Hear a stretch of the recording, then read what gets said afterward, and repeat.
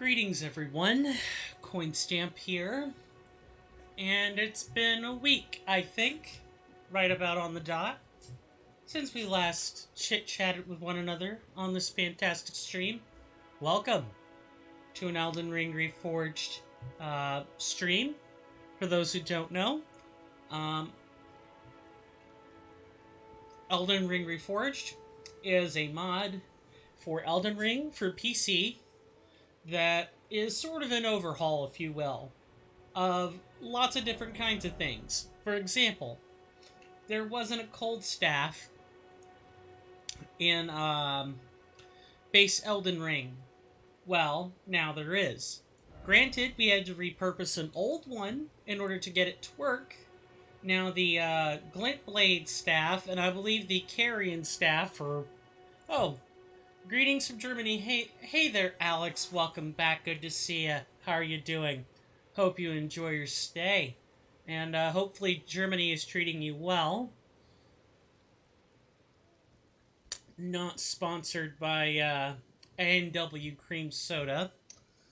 But yes, this is an overhaul mod that touches up on a lot of different kinds of things. Sword of Night and Flame. Drain status, which is not something it did in base Elden Ring, all that kind of fun stuff. If you ever want to know more about Elden Ring Reforged, you can type in !ERR in all lowercase, and you will be taken to the mods page on Nexus Mods, and there you can find out all kinds of information about the changelog or where to get the files, and these very, very pretty high-quality images that are also bundled, well, not bundled, but they are available for download as well. I'm doing alright. I do want to apologize for being late. I put this out on Twitter, and that is also answering your question at the same time, Alex. I did put this out on Twitter that I had to go and buy batteries. Boy, is that a story. That is a story and a half.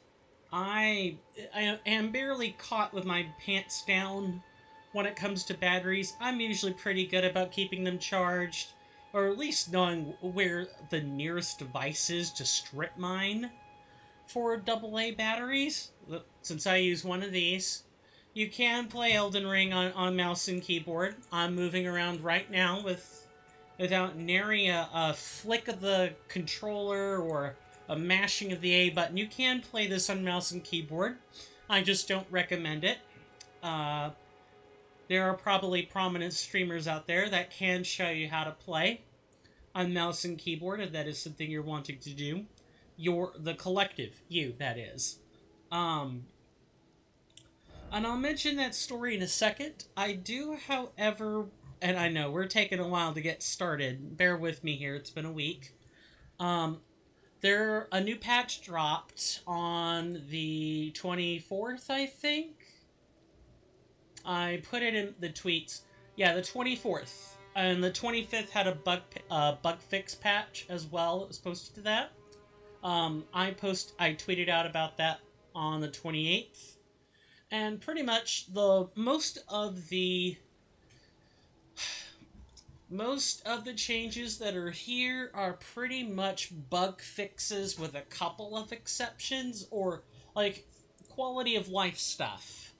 But the two main things that are worth knowing for us, for our playthrough, as of version 0.4.71, C to be specific, is that there are two generators. There is a holy generator and a gravitational generator now. And you'll notice we're back here in the Weeping Peninsula, when we should be in Caelid. What's up with that? Well, the reason that we're back here in Caelid, or back here in Weeping Peninsula, is because this is where we obtain the spell, Stone Sling. The other one is Golden Star. And that we can get that one very easily at any time, but this one only shows up at night, like midnight, like the crack of dawn. And it has an unused scene, something that was cut out of vanilla Elden Ring. It's just visual effects, honestly, but Kernifer has managed to tie this to the acquisition of a new spell. Hopefully we just have to kill the Alabaster Lord, or I'm going to cry, because that means I have to grind up the whole playthrough all over again. I really don't want to have to do that, but I will. Some other things that are new for this patch. I'm just keeping an eye on the time. Thop's Barrier. I believe we do not have that spell prepared, but we can prepare it. Yeah, I could shuffle out. I could shuffle out Glintstone Arc to make room for it. I thought we had it somewhere. Yes, Thop's Barrier. Got a, not so much a new casting animation, but it now does more. So Thop's Barrier will also push things back now. It is basically a sorcery equivalent to Shockwave, while also reflecting spells at the same time. It's pretty cool. I like it. Apart from that, some staves got rearranged. I believe the Digger's Staff, which we should have access to, and if we do not, I will find a staff we can talk about. Yes. Okay.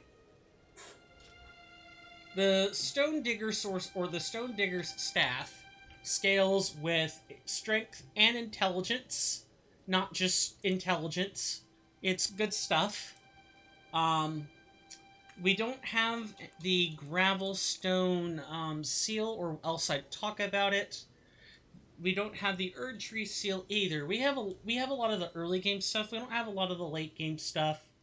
And other than that, there's pretty much only some fixes on when corpses show up, or a site of grace before a specific boss.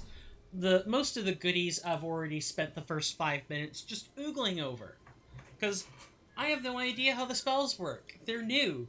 I get to sort of have a first-time experience with that, and that's really fun. Now, why am I waiting here, you might ask? Well, supposedly the trigger for getting the spell, it will only spawn at night, and it might be even the crack of dawn. I'm probably not gonna wait that long, because it's just a matter of simply resetting. The other one is just a corpse to a place we've already been. Without further ado, we can actually get started now. Hooray! And now I'll start talking about the story. So, I was intending to stream at 1 p.m. Eastern Standard Time, and I'm like, okay, I start getting my stuff put together at about 12:20, about 40 minutes before the stream, because I'm thinking everything's just going to go according to plan. And I'm like, okay, I need to go grab batteries for my controller. Well, I slot in about 6 different rechargeable batteries. None of them were charged. So I was like, okay, let me go find a device that has, workable, functioning AA batteries, and I'll find some way to make it up to my folks, who I know depend on the AA's for their remote controls or other sorts of devices. I think even the candles might use it. I'm not sure I want to find... Oh, they're just gonna pull a rock out of the ground? Good to know.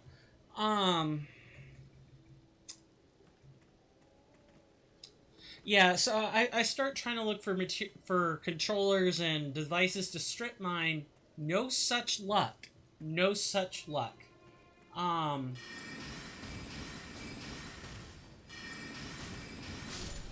So I was like, okay, I'm gonna have to walk over to the nearest convenience store, because at the time, my folks weren't home, so I had to think of something. so that I could stream at a halfway decent hour today.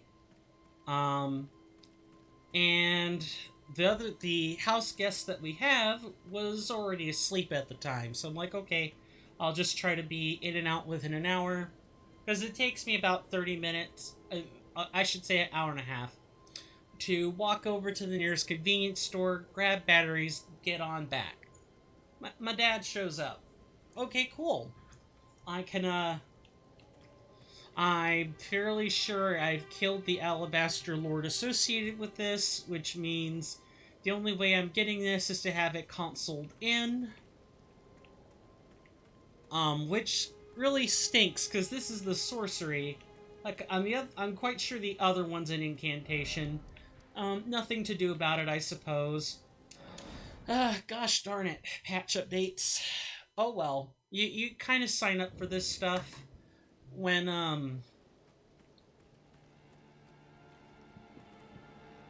new patches come out. It's gonna get worse, not better. Because as we update things between patches, there's gonna be more and more old content that I'm not gonna be able to go back and get.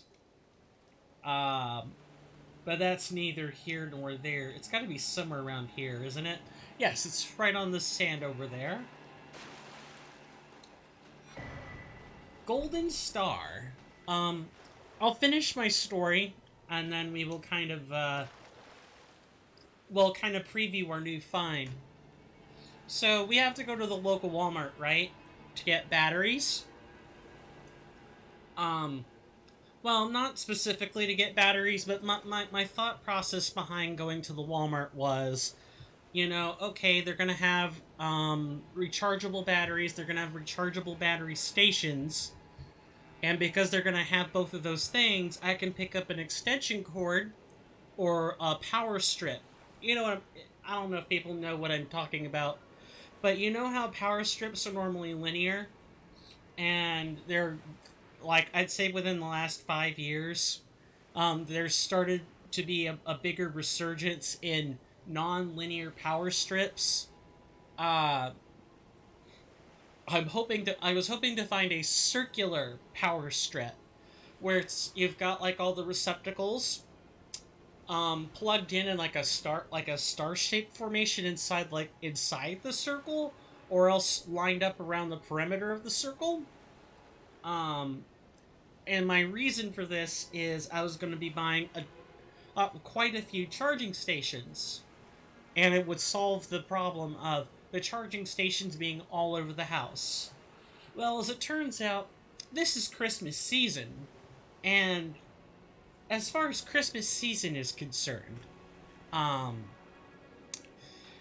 they're trying to get rid of old stock, so guess what they're not selling? At least the one I went to. Rechargeable batteries and their charging stations. I couldn't find not a one. Nary a charging station was to be found. So, I had to settle for compromise. Not sponsored by Duracell.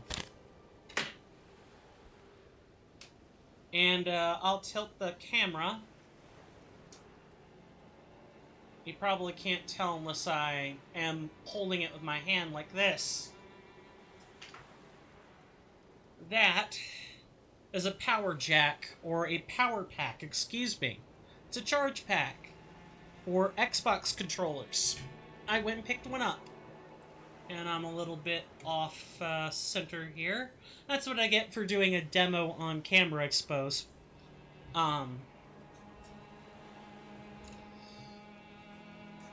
So, yeah. I had to compromise. I did get the power strip either way, and that's where the cream soda came from. I always like to get tasty beverage while I'm out. Now, I've done all this talking about me, and that sucks. I don't want to talk about me. I want to talk about you guys. I want to show off fun, interesting things. And I just want to be sure, while I'm looking for maybe people to sort of comment on things,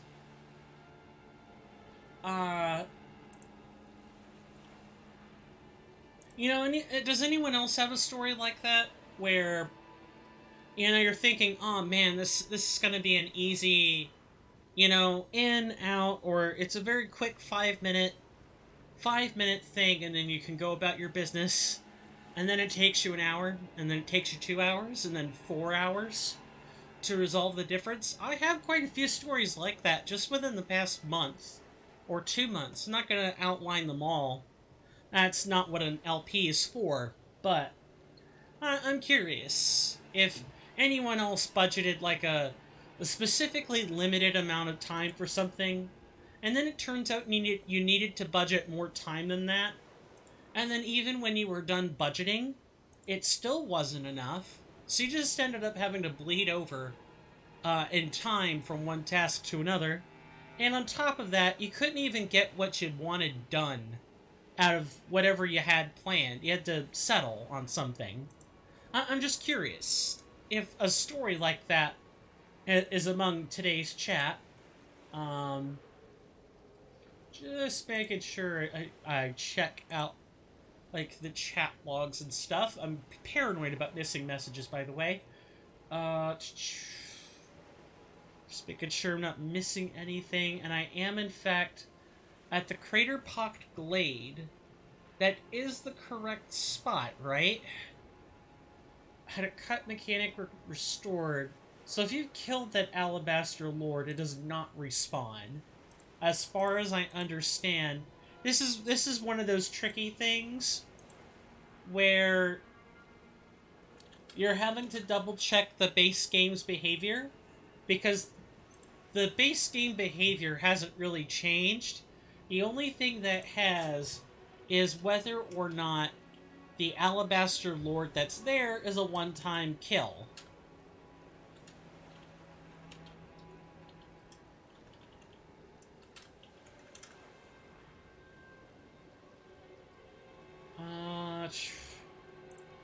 Okay. Nope. Sorry, I'm trying to read information as well.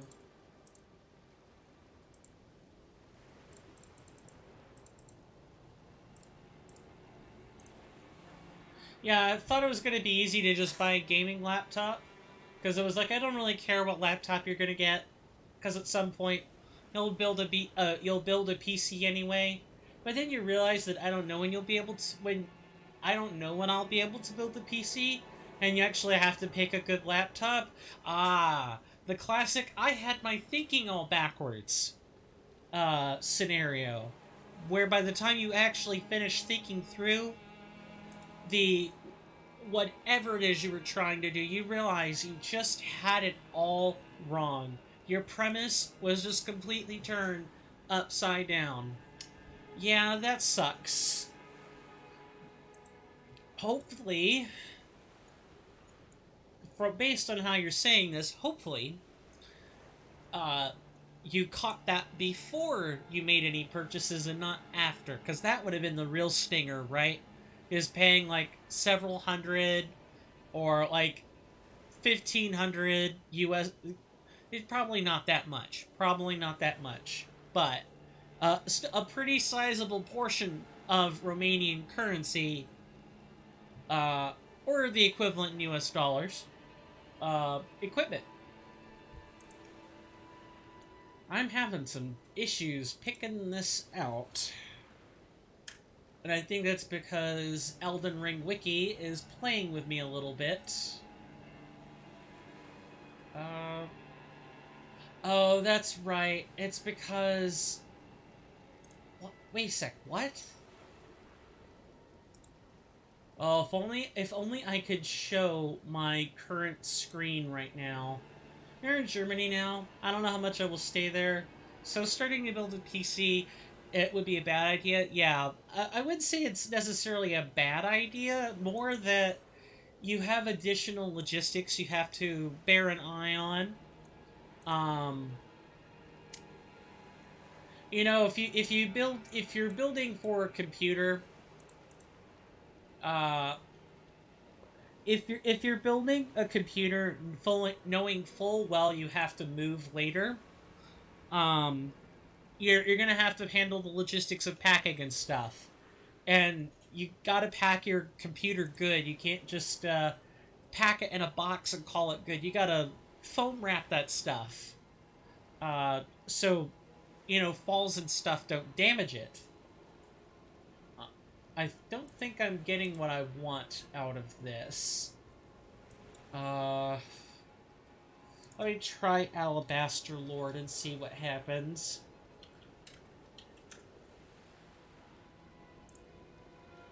It might be a lesser Alabaster Lord?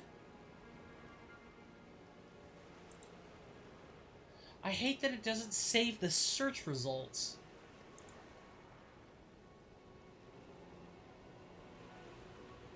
Okay. So if I looted the Flame Crest Wooden Shield, which I believe we have,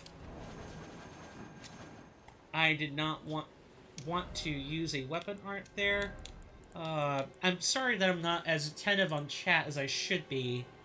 I'm trying to, like, problem solve. Yeah, we got this shield, so I don't know if... I might have to cheat engine that spell. Okay. Well, I can problem solve this off camera. I don't know why it took me so long to, get my words right on this.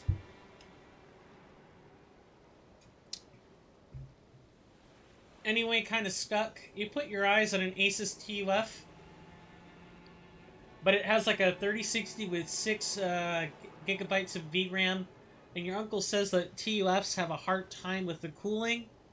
I would believe him if he's an expert.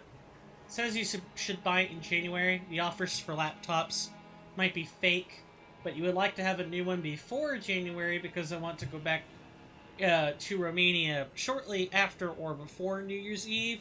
Where I can't imagine those things are readily available at a good price. I imagine there's some sincere gouging, or, parts are just hard to come by. And I'm casting all manner of spells, just while I happen to be accidentally mashing controls.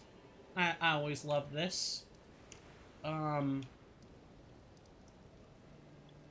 So, next order of business is we want to be setting it to... I'm actually not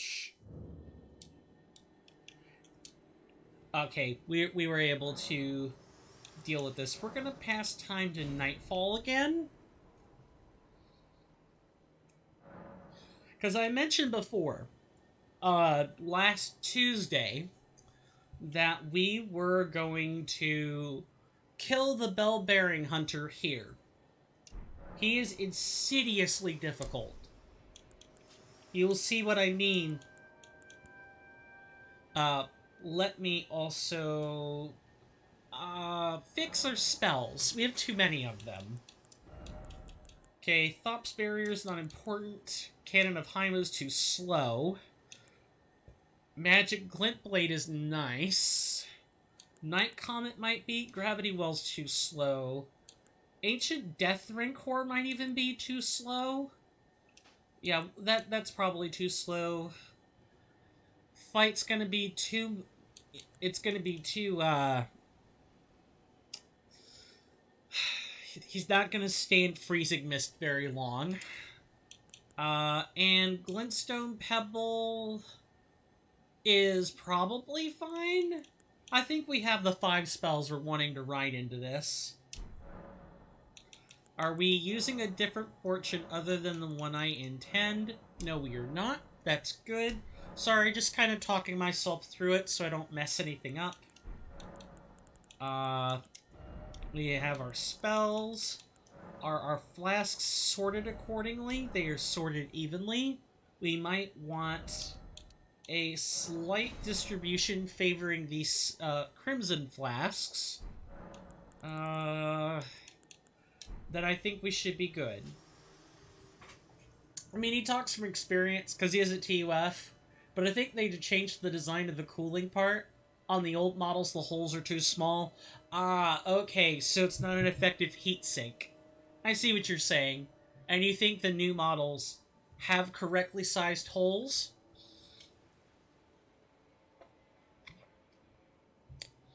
nothing like a good bottle of cream soda. So, just in case anyone needs any reminders, the bell bearing hunter is probably the most insidious boss in Elden Ring, save for the very late game bosses, the banned pumpkin heads, the rotten crystalline trio, and a few others. And the bell-bearing hunter likes to track your rolls. They attack at range. They have a lot of different kinds of attacks. They will shoulder check you, shield check you. They can grab you from a distance.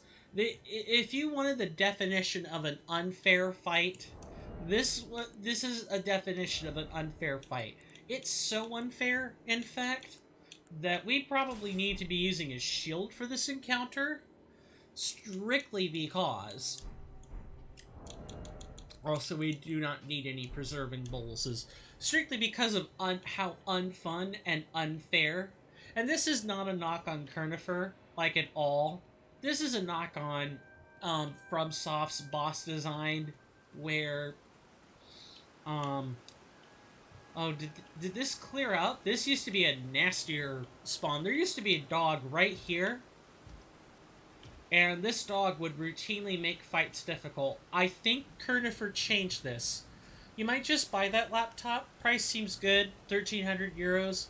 I mean, you saw it physically at the shop, so it's a plus. I mean, hey, as long as you're the one who's paying for the ramifications of your purchasing decisions, the ultimate decision's up to you, right? The location changed. Good to know. He used to spawn at that shack, by the way. He no longer does.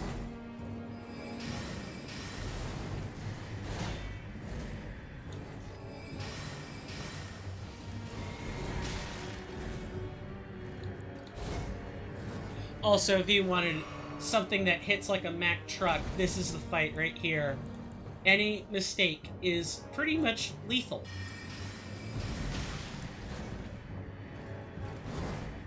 You see what I mean?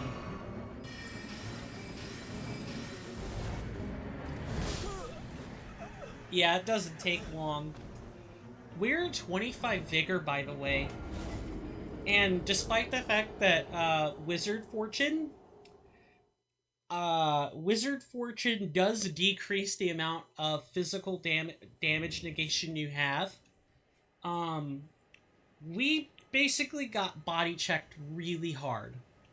Your parents will pay maybe half the price, because then you will build a PC and the laptop will remain with them. Okay, so it's more like they're paying it forward now, based on the fact that they're gonna get it later. So they're just gonna let you pick out a really good one that suits your purposes. That sounds like that sounds like relatively smart decision making. I like that. I like what your parents are doing. I believe it should be late night. No, it's moved 4 hours though. I might have to focus. We'll see. We'll see. I'm just gonna grab this. Come on, bell-bearing hunter.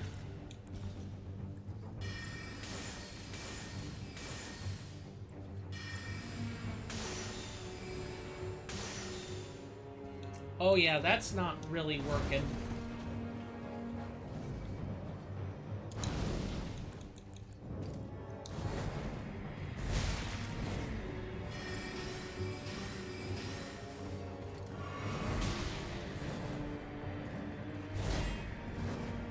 Oh, and also, because of... Yeah, I cannot talk and do this.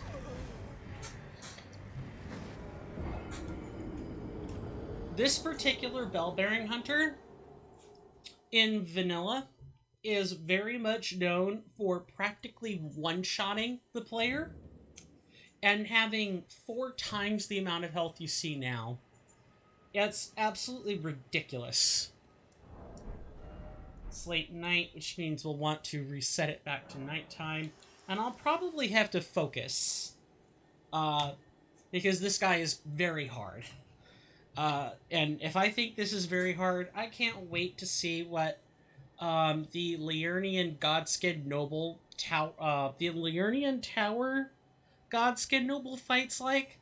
Because although I hear that's been nerfed to high heaven, I'm probably not going to have any fun with it if I'm having issues to Bell-Bearing Hunter. The laptop has to be decent. It's not worth it to buy €2,000 laptop if you want to build a PC at some point anyway. The reason you're obsessed with building a PC is because it's upgradable. It does come with the downside, though. And it's not to caution you against building a PC or anything. You're clearly making your own decisions on this. But I find that if you're not prepared for the price in computer parts to go up and down, to fluctuate constantly, then you lose out on the savings that you would have earned by building it yourself. I remember wanting to build a computer myself for a long time, and every time I would get the funds to do it, the price and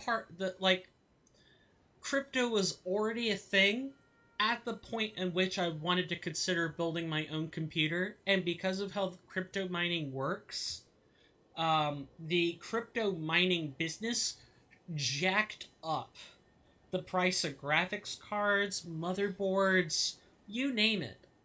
It jacked up everything.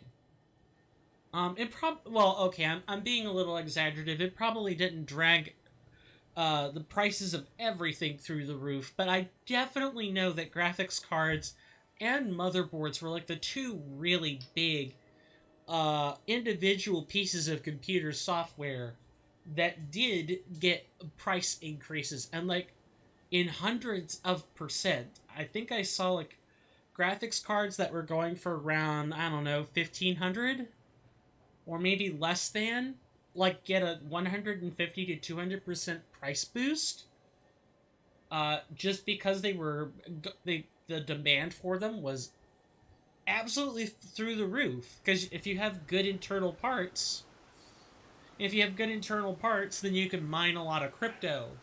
It's very power hungry, so you want... I don't know about the graphics cards, but I definitely know that the jacked up prices for motherboards definitely caused jacked up prices everywhere else. It's a little bit complicated, but I definitely did not like what crypto did in regard to building your own computer. So as long as you're willing to keep up with, price trends, and you're willing to be both pragmatic and reasonable with your part purchases, kudos to you. I hope you're able to build it. I wanted to build one too at some point. I just kind of became disenfranchised somewhere along the way. From the start, you didn't have a plan. It didn't have a plan to buy a laptop, but now that I realized I'd like to be able to travel with it, like I may have in Germany and PC. But what about Romania? I will go there on holidays and look on the walls. Yeah, I don't think you'll be doing that. It'd be one thing if you were like a tourist or traveler going to Romania. You might bake in and breathe in the sights, but you lived there. You still do live there, so you know almost everything about it. That's old. I can certainly understand that. The idea was to buy a mini, like an Intel NUC, but they're crazy expensive and not fully upgradable. Yeah, makes sense. In fact, let me look at the computer just so I understand a little more about the conversation.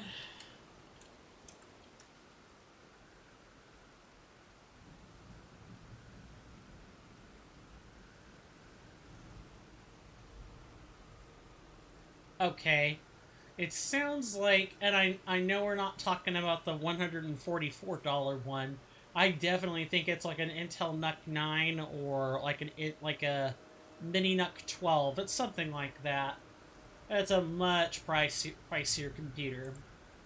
Because I saw an Intel NUC. I was like bare bones basic that just showed up on feed for 144 US dollars, which is really cheap for a computer, but it's barely feasible for office functions.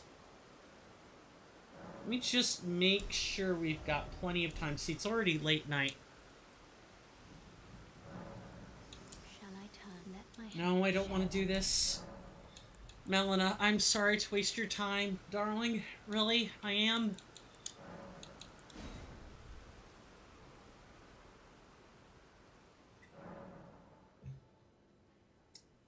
Yeah, I think if I went much more expensive, like this Omen computer that I'm playing on is like, I want to say the whole kit and caboodle was like 3,000 US dollars. It was not cheap, but I really do enjoy it. It was very much worth the purchase. This beauty, this graphics card that's on it, I believe it's a 3080. Is going to be good for a long time. I can play a lot of stuff on it. I won't need to purchase a computer unless it breaks. And then I'm going to be very sad. To use the meme, very sad. Oh, I'm not trying to brag either. I rarely talk about this thing. I'm petting it like it's a personal pet of mine. Now I'm going back and forth with the laptop. I don't have the money yet, and I don't know if the offer for the TUF 23% discount will still be up. But you will see. Yep, that's about all you can do, really. And with that, the usual protocol on boss fights.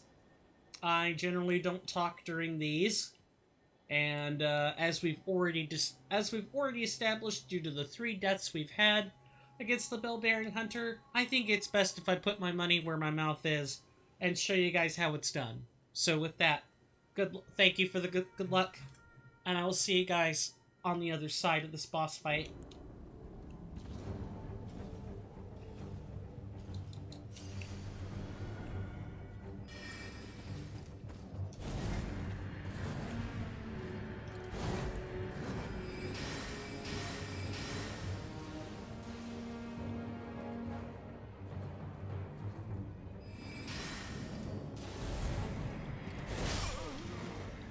Really? Yeah, you want to just take hits with bell-bearing hunter. If you get counter hit in this game, you die. Straight up. With this kind of build, you die. Period. Well, nothing left to do but try again. We get at least one more good attempt at it because of the way that the time system differs in Elden Ring Reforged. That's right, you do your shoulder check.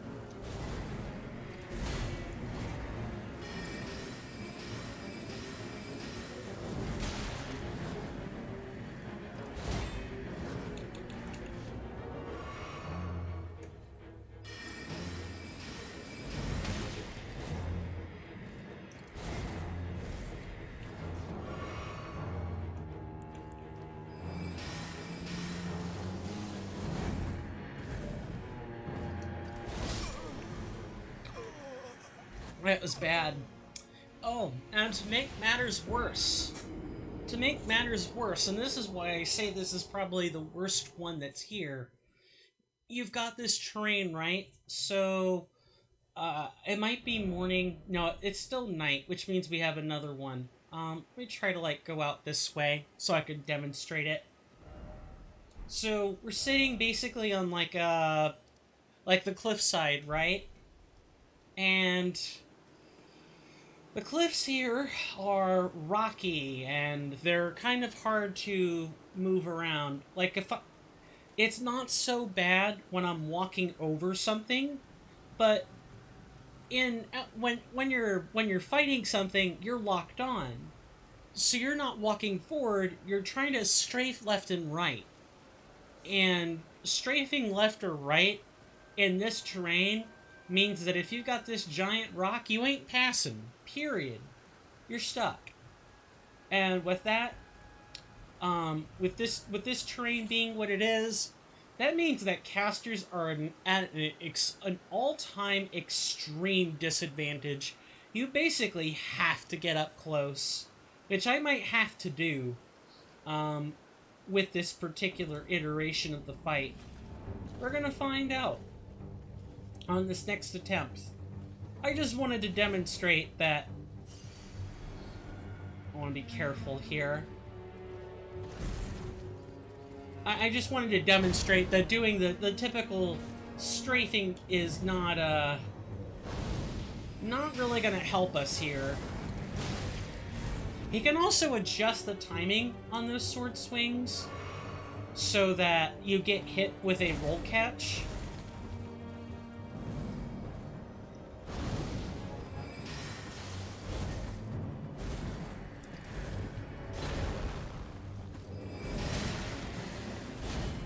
And you're kind of left, like, doing what is essentially like a check. You have to force him... What the heck was that? I rolled past you. Oh yeah, also, in Dark Souls 3, I don't know what it is about FromSoft. They really do like their, they love, like, establishing a King of the Hill strategy where, like, something is just really effective. In Dark Souls 3, it was always, don't strafe to the boss's right or you're gonna get hit every single time. 8 out of 10 bosses were always designed to check you if you strafed right. Like, they specifically check for that animation. In Elden Ring, I feel that new meta is don't roll backwards or you're getting hit. Don't roll forward unless you're quite sure you're not getting hit through something. I don't know what it is. But this boss it definitely gives me problems. We're gonna have to change how we do it. Because what we're doing does not work. I remember having to, I think I had to actually pull out a set of claws for this fight. Because, my god, was it irritating. But this particular bell-bearing hunter is my kryptonite. For some people in the Elden Ring Reforged Discord server, I've heard people complain up and down about Renala, right? I didn't want cream soda going on my desk, so please excuse me for quickly turning my attention.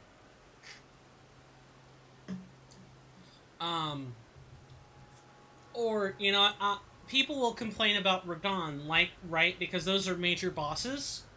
Nah, I don't have issues with those. I'm not a normal person. Why can't I have issues on normal bosses? No, I gotta have issues with random ones, like this one. Granted, at least I'm not alone. A lot of people don't like this particular bell-bearing hunter, but it still sucks. Because I know that the issues are entirely due to my own playstyle, and not because the boss is... the boss is still overtuned, right? Even with Caelid scaling, I feel it's still very, very slightly overtuned. It's not an insurmountable HP sponge like it was before. It's still a rough it's still rough. You're still asking a lot of yourself as a caster if you would like to be able to do it. And sorcery probably just isn't the way to do it, if I'm being completely honest with you. That being said, I suppose I should take this time to review the boss, shouldn't I? So, for those who aren't aware, the Elden Ring Reforged bosses don't have the same defenses as they do in vanilla. A lot of them have changed or altered defenses in some way. If you ever want to know more about the defenses that I'm referring to when I'm talking about them, feel free to check out the spreadsheet that I've just linked. Exclamation mark ERRB in all lowercase, no spaces, will also get you this anytime. Even if I'm currently offline, you can still use the commands. And here we have access to a treasure trove of information. So why don't we review this? Maybe it'll help me as much as it'll help you. So we've got the bell-bearing hunter Elmer, right? Or not Elmer, but that is a variation of him. 25 defense, 75 poise, so you can poise break them pretty regularly. For defenses, they take 10% less slash and 10% more pierce. You could kind of treat the decimal values as percentages. Because that's kind of what their stated intention is. If they take 9 points of 0.9 points of slash per point of slash you inflict, it's the same thing as saying they take 10% less slashing damage. That's all that is. And of course, I'm at a disadvantage because I'm using magic against something that is 25% resistant to it. Yay, I figured I'd have to change eventually. Then for resistances, it's resistant to frostbite. And not so much to poison or scarlet rot. Okay, the bell-bearing hunter is a case where we kind of needed to check our own resistances and our own spell loadout and say, hey, he's resisting everything you're doing, despite the fact that you're hitting really hard. So you gotta change up what you're doing. And thankfully, we can do that. I have a command set up for this. It's called player build. Exclamation mark player build, all one word, all lowercase. The beauty of this is that we have a caster build. We are very capable of making the necessary adjustments to our playstyle. We should probably use a different helm. We'll see. We're at medium load now, which is good. And we probably want... the bell-bearing hunters do inflict magic damage on some of their attacks, so you can pack a Spelldrake Talisman if you think that'll help you. But really, there are only two things that are going to help you. Getting good and health. Not much else.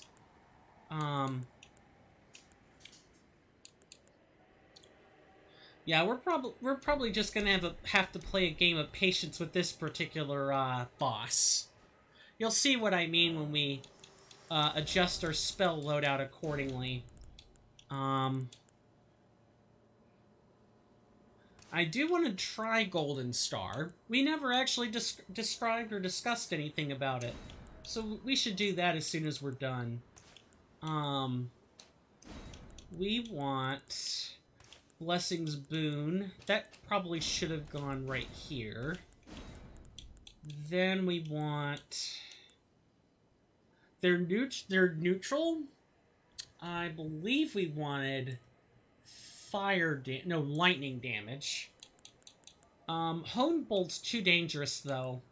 Might have to use it as a payoff spell. Like use that damage type as a payoff.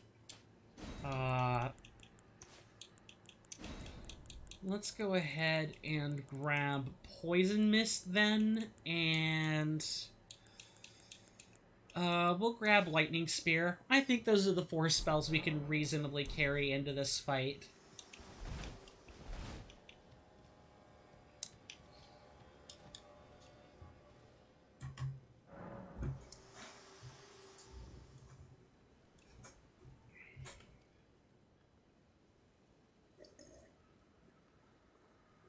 We'll do one more. Sorry. I keep making this mistake.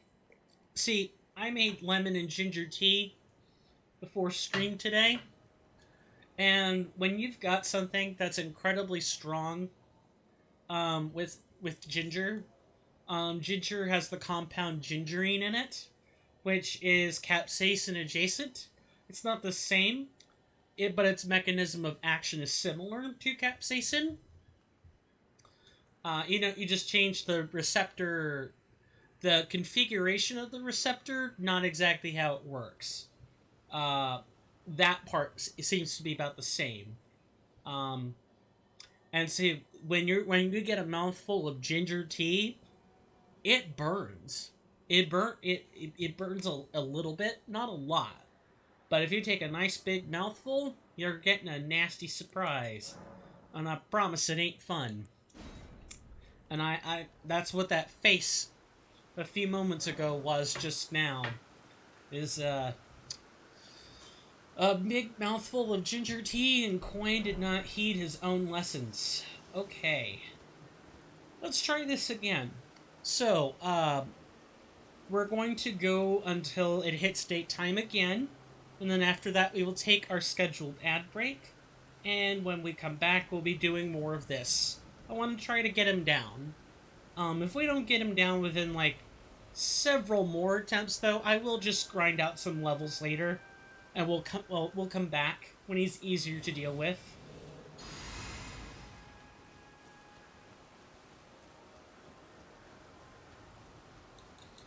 Oh, if the merchant is here when you're trying to rest, or when you're trying to fight him, you just have to rest again. Not too difficult. And the way you can tell that you have the fight queued up is if there is not a merchant sitting here.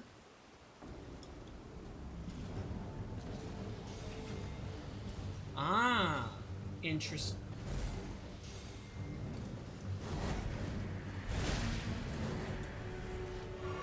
I do not believe I changed. No, I'm still at the Fortune of the Wizard. Okay, I'm gonna jump off the cliff.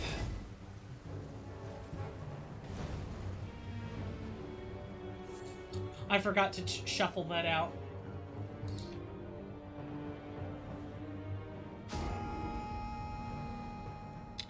Falling for more than 12 seconds or certain distances, instant death.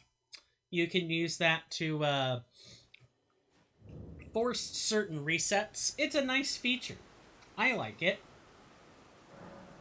Alright, let's change the fortune to the Warlock. No, I don't want to... Okay. Great. Awesome. We'll pass it to Nightfall again.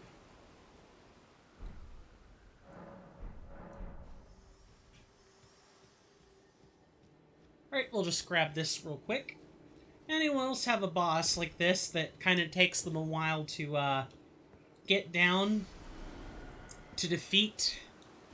I know that I spent a good chunk of time when I was playing Legend of Zelda Breath of the Wild. I had to record the DLC challenges because I got this close. I was a floor or two away from being able to do it on stream, and I got gibbed. I got insta-gibbed real hard by a Lionel, and I was in salt mode when that happened. I don't know if I have the clip for it, but if I do, I might show it off later. Can you channel this?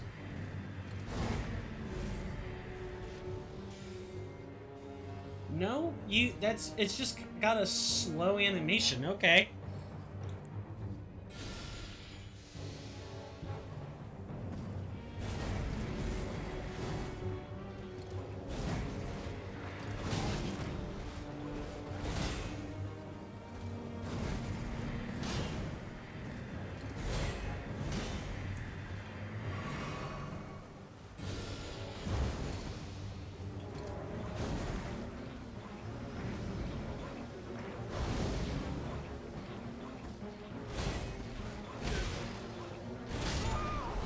Really? Oh, and this guy never stops either. Attack, attack, attack. Okay, I'm not even sure, I'm not even sure Warlock's the right call, if I'm being honest. I don't know.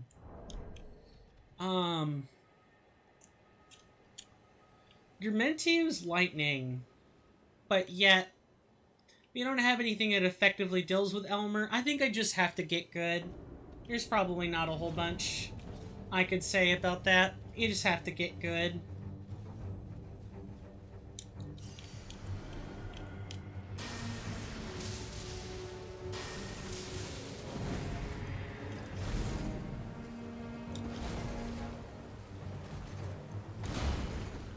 Oh, I can block the shoulder check. Okay.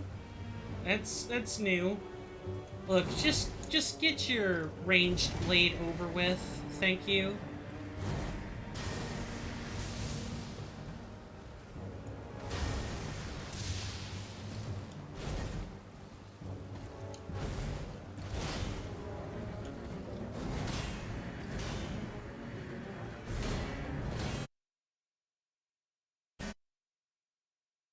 So your friend here. Don't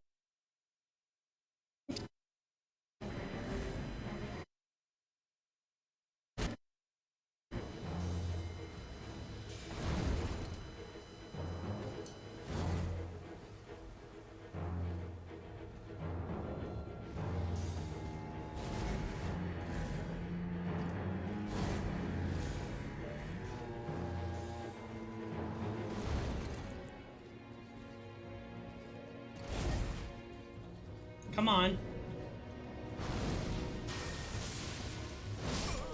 Really? You see what I mean? I'm saying that a lot. Let me try to find something else to say. It's not the same, so I don't just fall into the same traps of saying the same things over and over again. Because that's not good English. Because that is not good English. Excuse me.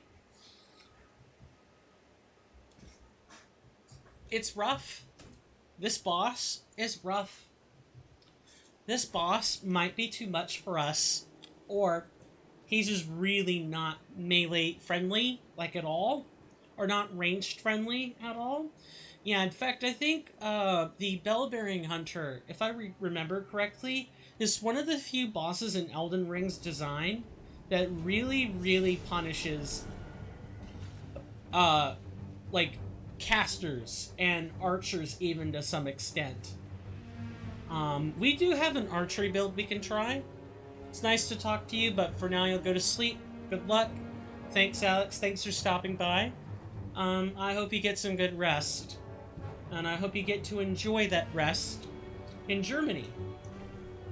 Because that is a new experience. Oh, I got checked by the shield there.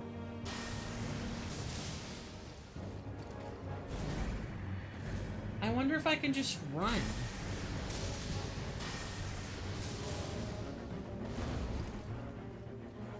So take care, Alex. My apologies for not being a more engaging host at the moment. No, I got clipped by the blade. And I'm dead. Doesn't work. Build does not work. I need to go upgrade some fists. I mean, we have until the morning. But I don't think this, I think I have to change what I'm doing. Because it doesn't work. Well, not that it doesn't work, but I'm not good enough to make it work.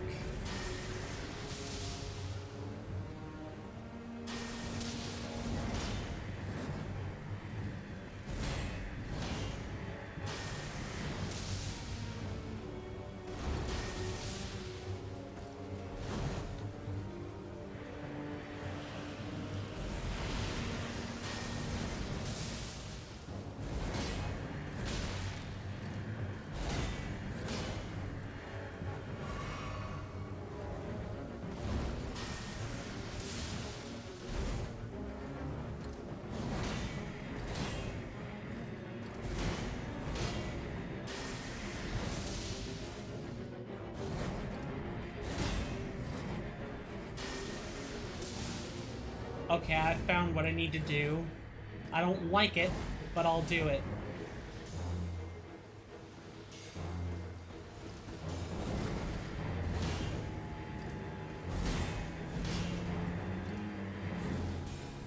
Good luck doing this hitless. I don't know how I'm gonna manage that.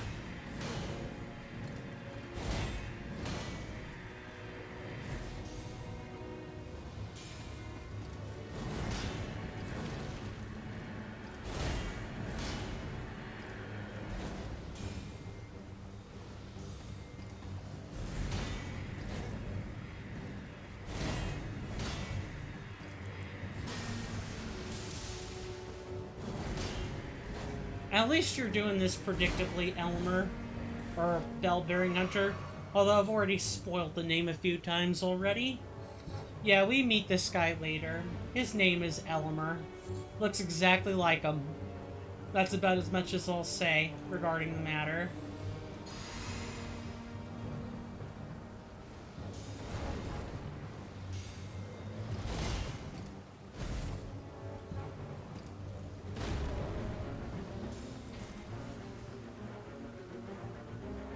I'm not attacking till you do.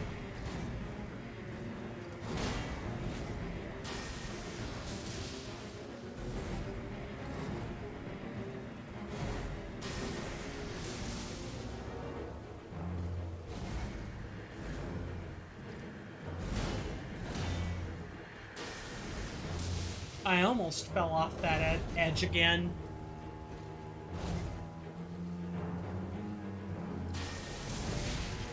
Really? You looking off the cliff like that?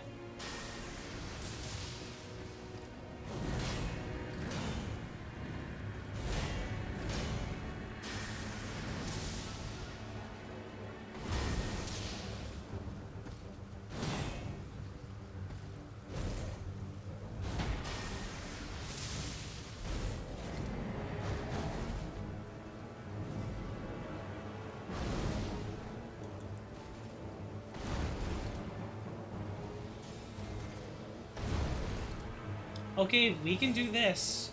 That's fine. Please do this. I want you to. And when you do the... Wow. My God. This boss is so cheap. He's so cheap. I don't know how else to describe him. Except to say that casting spells is literally the... This guy just... There's nothing I can say. If there is a singular encounter that is anathema, absolute anathema, to casters, it's this one. Because his defenses are high, his health is higher.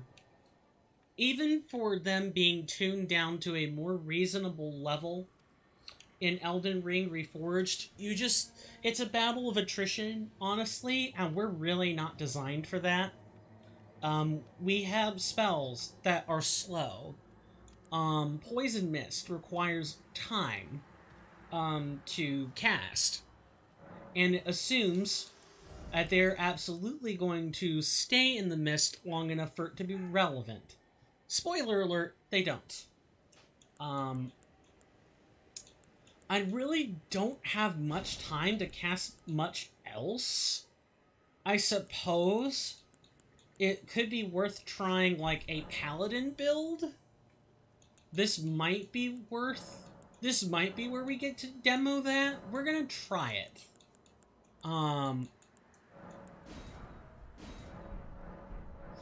So, there are a few things with the Fortune of the Paladin that we need to kind of bear in mind when we're using it.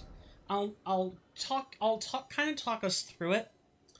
But then after that, I will, we'll go for a commercial break. So let's kind of just dissect this. It's been a while since we've dissected this fortune, so let's do this now. Increases strength and faith. Increases elemental defense. Increases equip load. Increases Dragon Cult, Giant Flame, Erd Tree, and Golden Order incantation damage. Increases the effectiveness of blocking when wielding a shield. Restores FP upon taking damage or blocking. Increases faith and elemental attack power when under half health. Decreases dexterity and arcane. Decreases stamina regeneration. Increases the FP cost of skills, sorceries, and consumables. So you kind of go all in. And admittedly, our build for it is perfect. Absolutely perfect. Because what is our MO right now? We're casting holy spells. And we're specifically casting incantations that are meant to be used with this fortune. And we don't have any penalties to our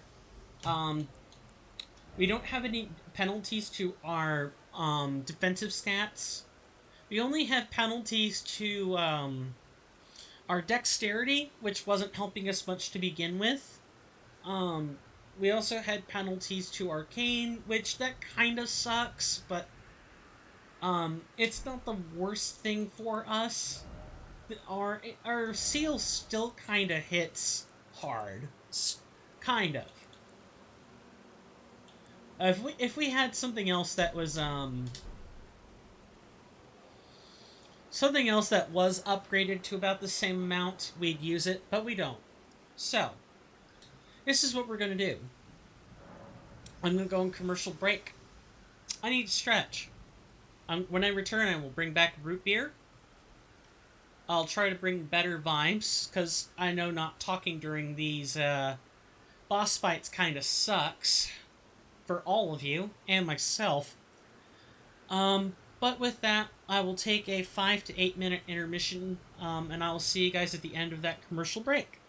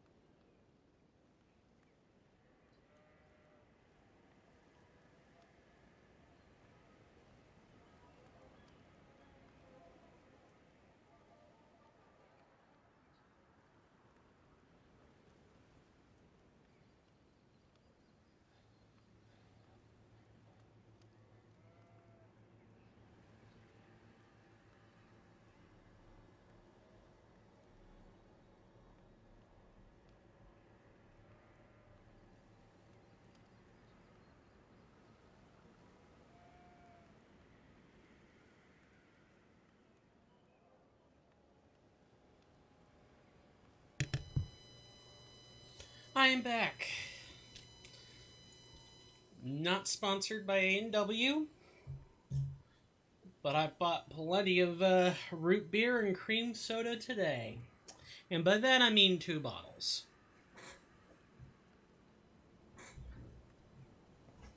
Alright. Not much left to do. We'll give this several more attempts. I'd say around 2 to 4 cycles of nighttime passing back to morning. And then after that, we'll go do something else. I don't want you guys to be, staring at me being silent. Not demoing the game. That's not a good stream. That's a very bad stream. We are going to collect this first.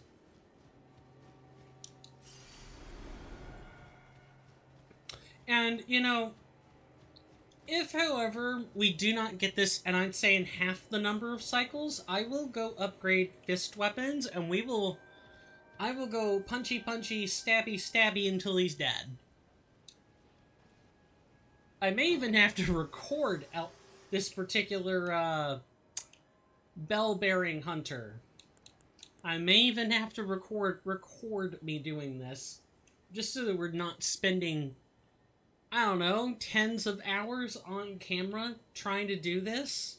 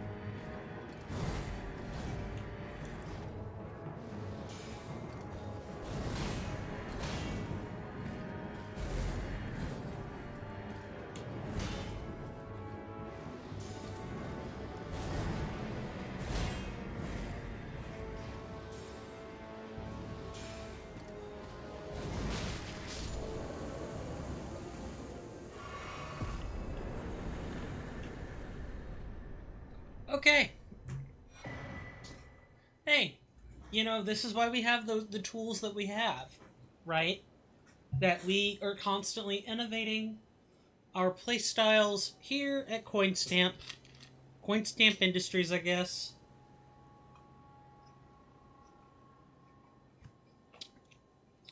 Because all it takes is the quintessential lineup in incantations or sorceries or a changing gear, and suddenly you have a whole new playstyle.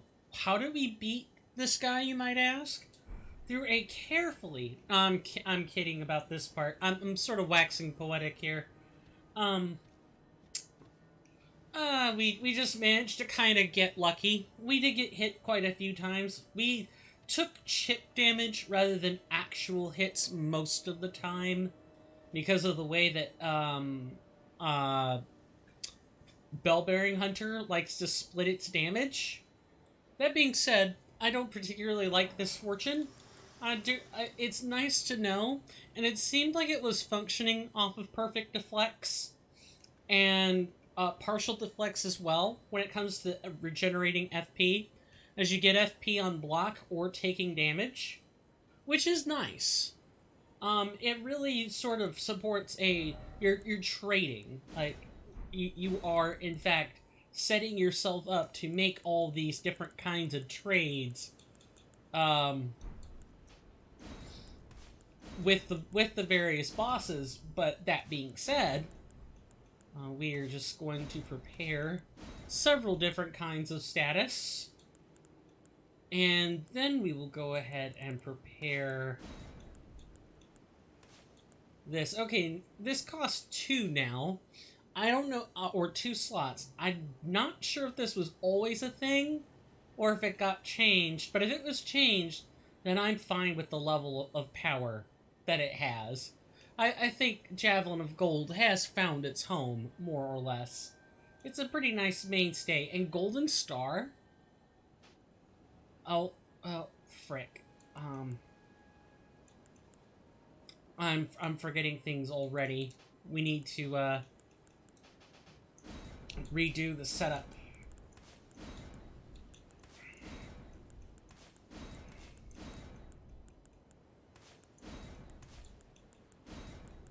We're just gonna grab this, and I guess I did it again. We need to grab Honed Bolt first. Why am I grabbing this? We have Frenzied Burst.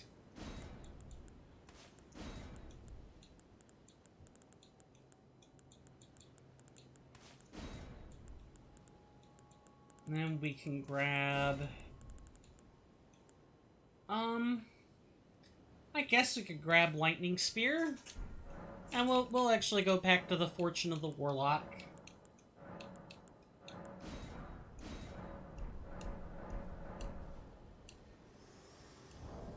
But I was totally prepared to go upgrade a Fist. Now we don't need to do that. We can put our sword back on. We can sort of replace what we're doing. We don't have to worry about it as much. I believe it's up near the top. Alright. So that's one of the bosses that we could do right now. The other one we could do at night is... I mentioned before that there was a, there's a Deathrite bird that we could go deal with. We could go grapple with it right now. We should do that. As a reminder, the Deathrite bird is essentially very weak to Holy. Let me find it. Yep, Deathrite bird. It's not that weak. It's not 50% weak, but it is 25% weak. And on top of that, it's pretty much immune to almost anything else. Surprisingly, though, the thing that it is not immune to, well, one of the 2 things it's not immune to, is Scarlet rot. We can actually rot it to death, if that is what we so desire. We just manage to get good space, and we, go from there. I mentioned before that I was gonna grind. I keep forgetting to do this. I'll have to do it after today's stream. Yep, look, there's the Deathrite bird right there. We're just gonna, pass the time to early night so that we don't have, so that we get multiple attempts at it. Oh, and also I just realized I've been on the intermission screen. I've been on the intermission screen for entirely too long. I do apologize about that. Kind of sucks, really. Hopefully that didn't detract from people's viewing experience that much, but you never know. Some people, it's like, oh, you didn't master the screen transition. What are you doing?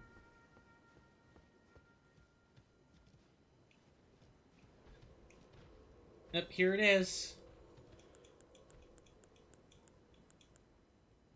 And we've got the perfect generator for this. Come on, big guy.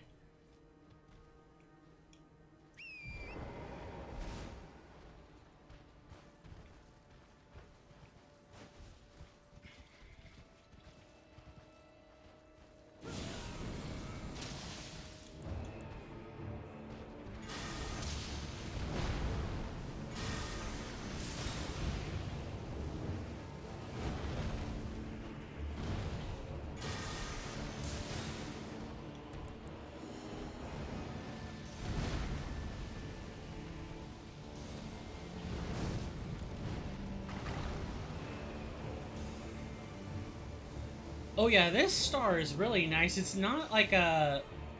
I mean, it's hitting hard now, but...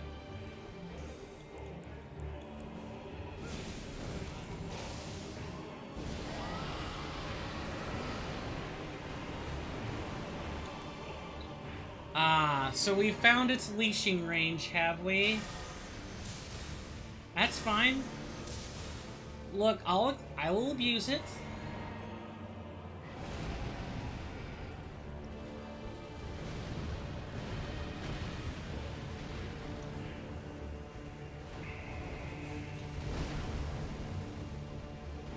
Yeah, if you can get away with cheesing a boss, don't feel like you have to fulfill a boss by fighting it legitimately. You can cheese it out. That is perfectly fine. There are a lot of no-hit runners that do this, where they will cheese the boss, because it is literally easier than actually fighting it on a legitimate one-to-one, in a legitimate one-to-one battle.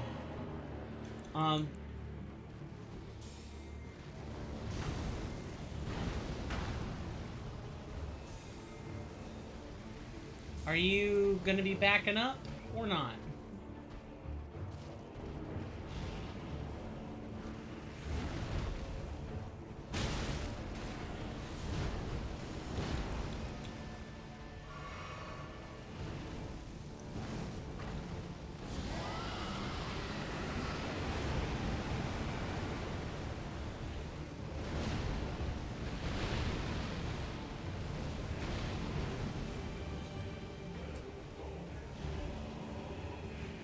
Oh, don't do this. I feel like an input got 8 there, or maybe I just wasn't pressing it enough. I don't know.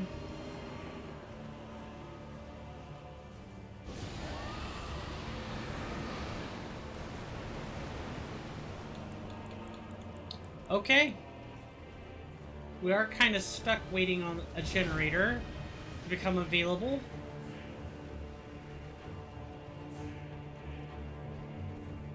Just goes to show you that you should always be careful with your FP.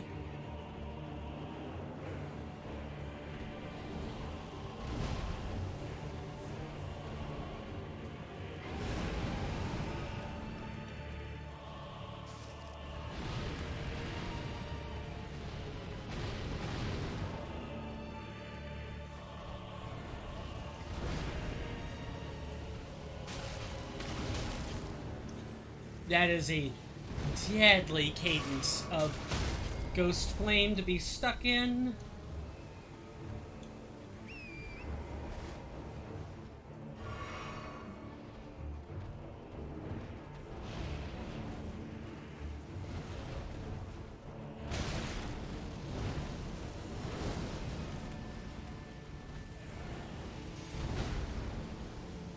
Oh, but I can see why Star's kind of dangerous with this particular fight. I think it homing onto like heads of creatures can be a fairly dangerous exercise. If you're sure not sure about the tracking on a spell, you know, try to aim for the body. Oh, okay, that doesn't have as much range as I think it does.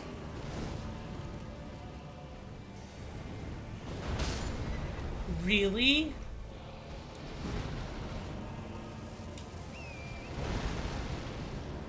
Oh, that was a nice iframe there.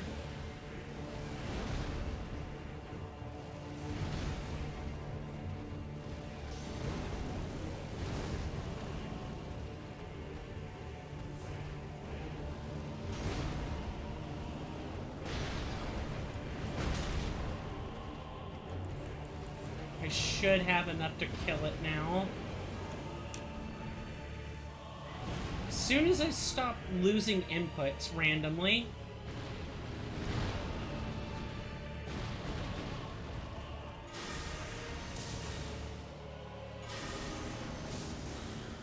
if you're gonna stand there and go pace back and forth, you're gonna die.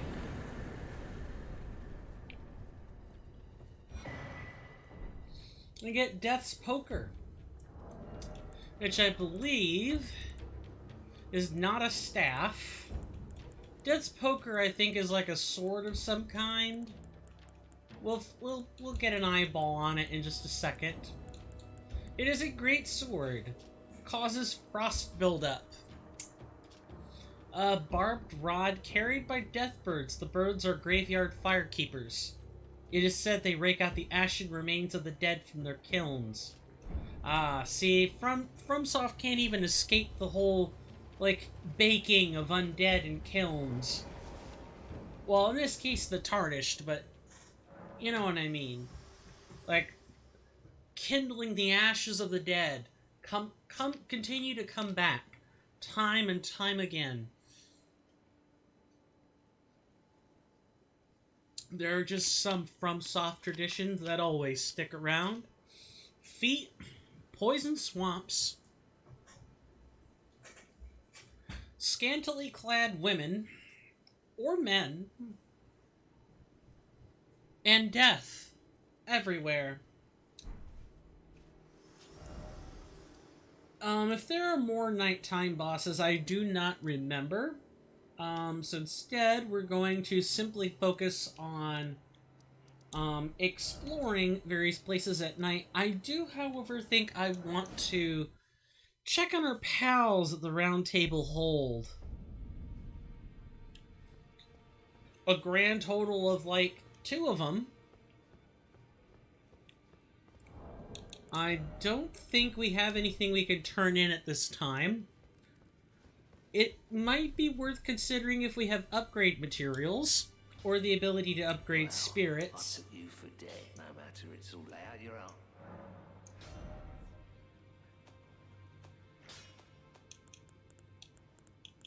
Nope, we don't have any 5s. See, we can upgrade our staff again.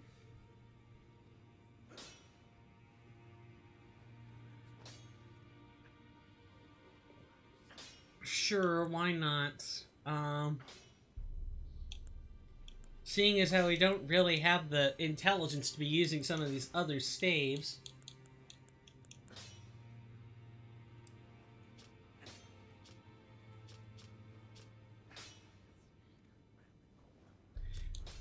It would be nice if the new scaling were stated. The problem is it doesn't. Like, we have stones to spare. Trust me, we have plenty of stones. I'll show you. Interestingly, the digger staff gets its scaling, but Oh, I see it's happening. It's even scaling. And all the staves get arcane to help with stat scaling. I know what it is. Like at +9, the fact that arcane boosts the staff more, or that it has better scaling on statuses, just goes to show you how much it relies on strength to get its job done. What a waste of stones. But I feel like I had to show it off, you know?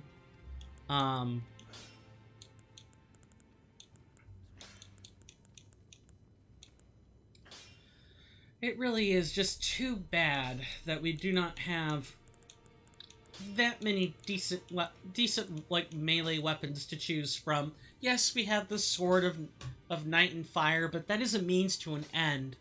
It drains status. That's kind of all I want it there for. And I know people are like, please, it's the simp sword. You know, you're just missing the Snow Witch set, and you could be a real simp. Sippin' on Simpin' for Ronnie. No.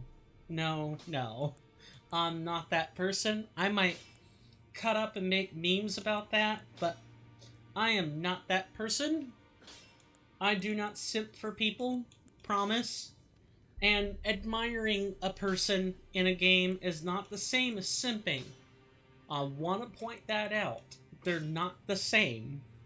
Anyone who thinks they're the same has a very loose definition of what simp means. Promise.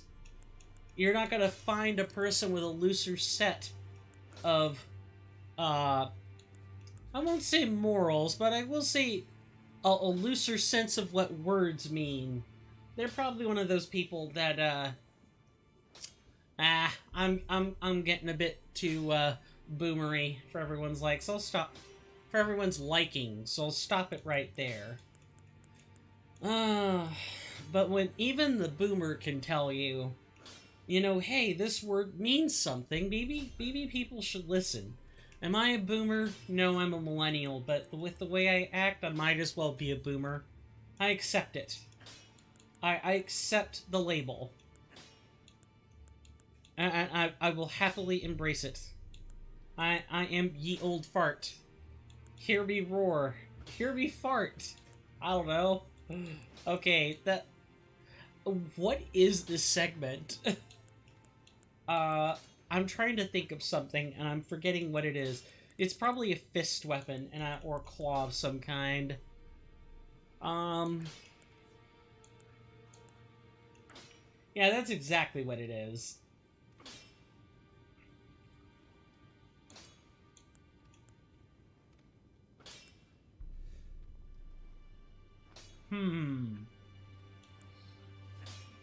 Sometimes a straight-up claw is all you need.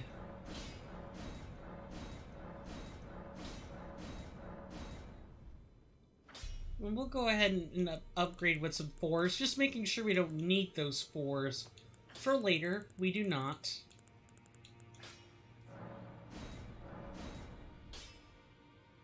And we have good arcane scaling to make use of it. Now all we need to do is tinker with that fist item or that hook, those hook claws, and we will actually have a real breadwinner. This is a quick step.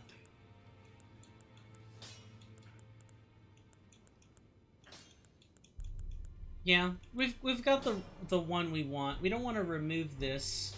We just want to... Oh, I see what's happening. We don't hardly use quick step on this anyway.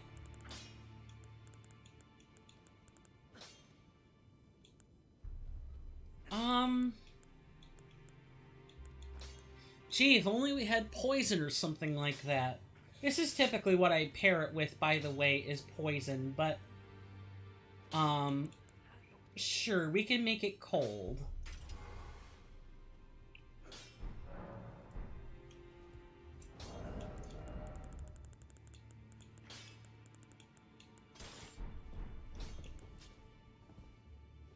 And of course, to use your precious hook claws, all you have to do is going to hand them. Just like this. And you get access to the fist or the claw moveset. Your weapon art is, of course, going to be the one that your paired weapons are on. You can block. You can block with your claws, which is a nice touch in this system, by the way, because you can deflect with these.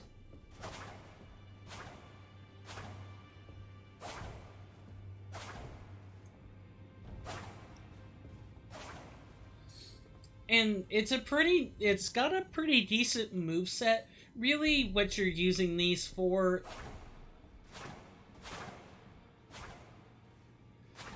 what you're using these for is to apply status quickly. Like, we'll find a nice enemy we can use these on.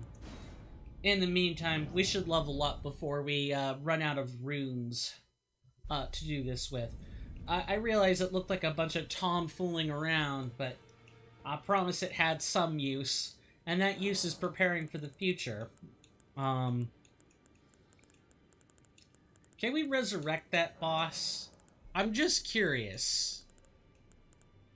No, we cannot. Once you kill it, it's gone. Okay, what am I trying to do? I'm trying to level up. We'll put one more point in Arcane. Sure. After all, putting points in Arcane definitely helps us scale this a lot better. And I suppose with that out of the way, let's start exploring Caelid properly, huh? Trying to think of a good path. I suppose the best thing to do, really, is to just kind of explore the cliff sides. Caelid is a very hilly, mountainous place. It really is. It's easy to get lost in its peaks and valleys. There's a lot of secrets that are hidden behind the various pools, hillsides, and... Ah, like right there. See that enemy with red eyes? That is a most powerful dog.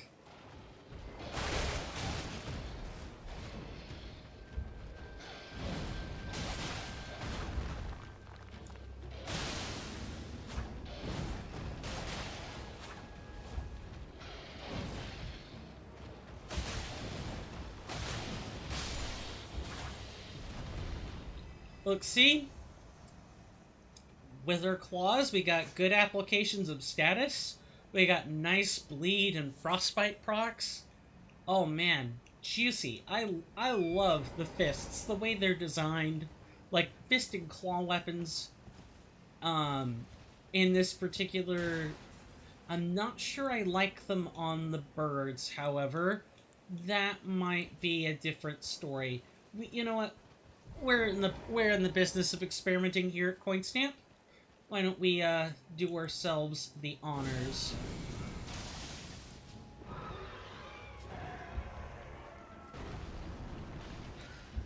Fighting against one of these might be fine.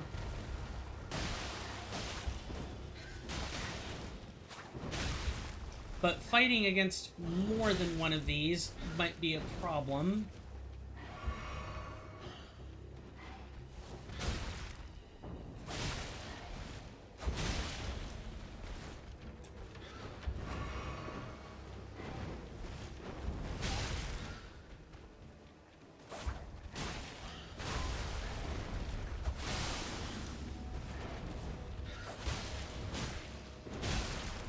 Oh, very much a problem.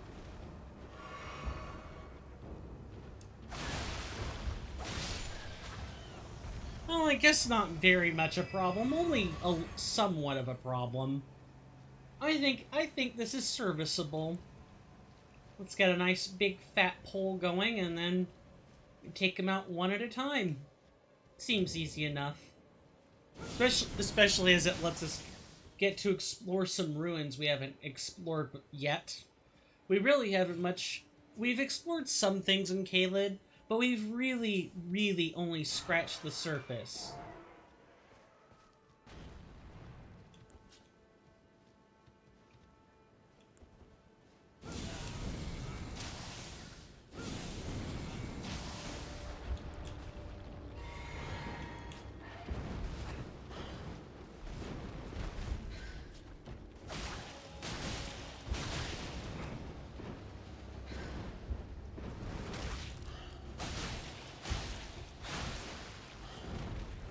I'm starting to get the hang of them.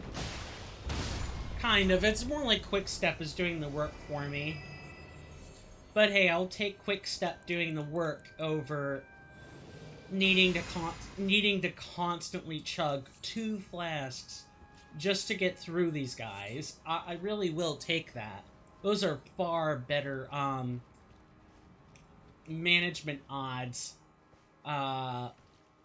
than what we were dealing with before. I'm not used to it, is what it is. I'm not used to it. Let's just check our surroundings. Never hurts. Okay, we have managed to take out the birds, which is the most worrisome opponent that's here. Let's use these stone sword keys. If you've been playing along, and you've been doing the off-screen grinds, you really should have everything you need to enter most, if not all, these ruins as you find them. The only issue would be is if you keep dying to something and you lose the runes you grind for. Now this weapon that we just got here, this is what I really want to be using for a particular few boss fights up ahead. The Sword of Saint Trina causes sleep buildup. It is one of the few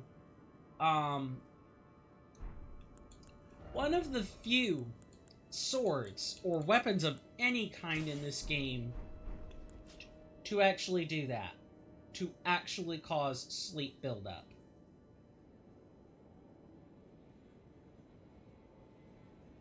I thought this was the item that had Saint Trina's face on it, but I guess not. Okay, let's read our new find a little bit more closely. Silver sword carried by clerics of Saint Trina inflicts sleep ailment upon foes. Saint Trina is an enigmatic figure. Some say she is as a comely young girl, others are sure he is a boy. The only certainty is that their appearance was as sudden as their disappearance. Releases a faint purple mist, the mists of slumber, that spread across a wide frontwards area. This mist inflicts the sleep ailment upon foes. Now this, I believe, takes somber smithing stones, but this is a sword we want to upgrade. Let's explore a little more. I hear something slithering, but I'm not sure what it is. Yeah, let's poke around the Forsaken Ruins a little bit more. I knew there was a bird I was forgetting about.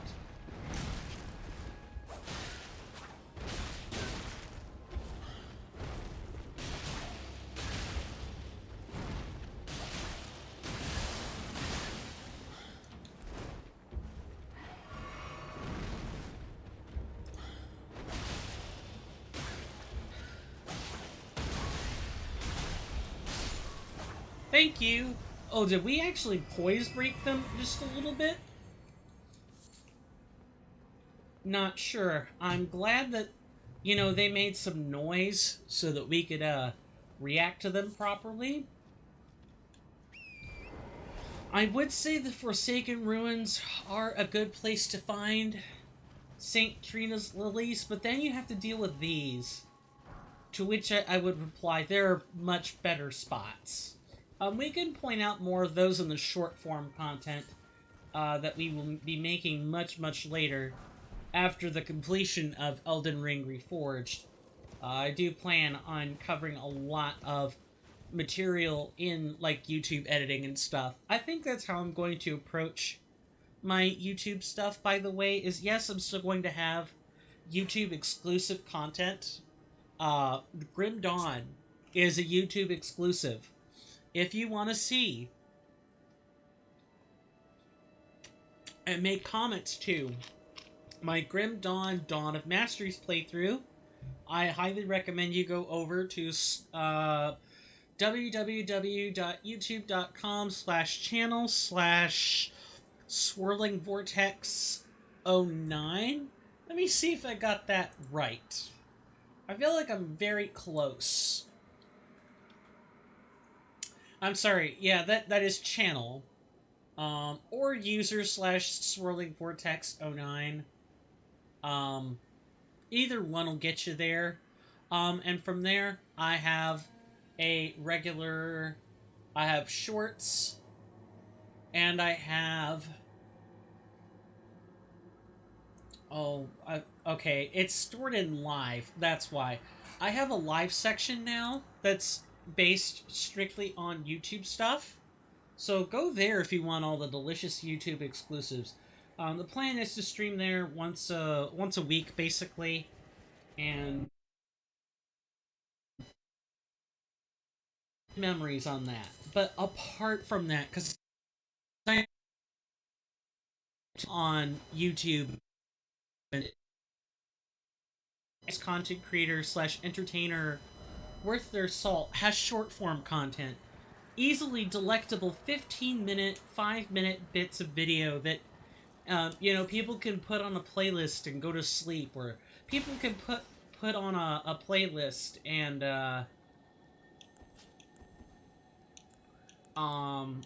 and do the dishes, because that's what people are doing. People are being productive.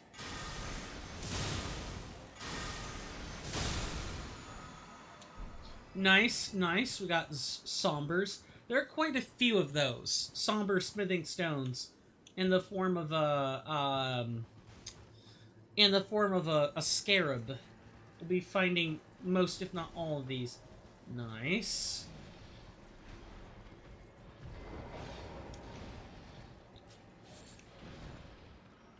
Oh, and yeah, the local wildlife here in Caelid shreds everything.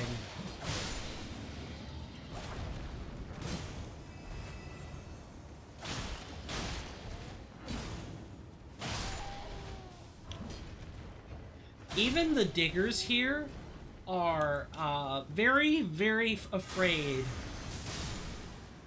of dealing with the wildlife, because the mutated wildlife here is just so dangerous and so unwieldy that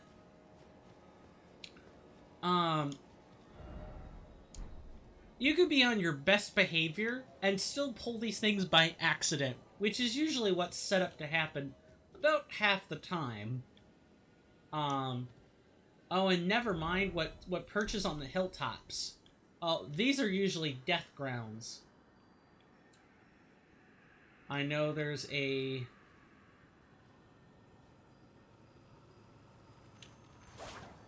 Oh, I turned to the left when I should have turned right. We'll wait.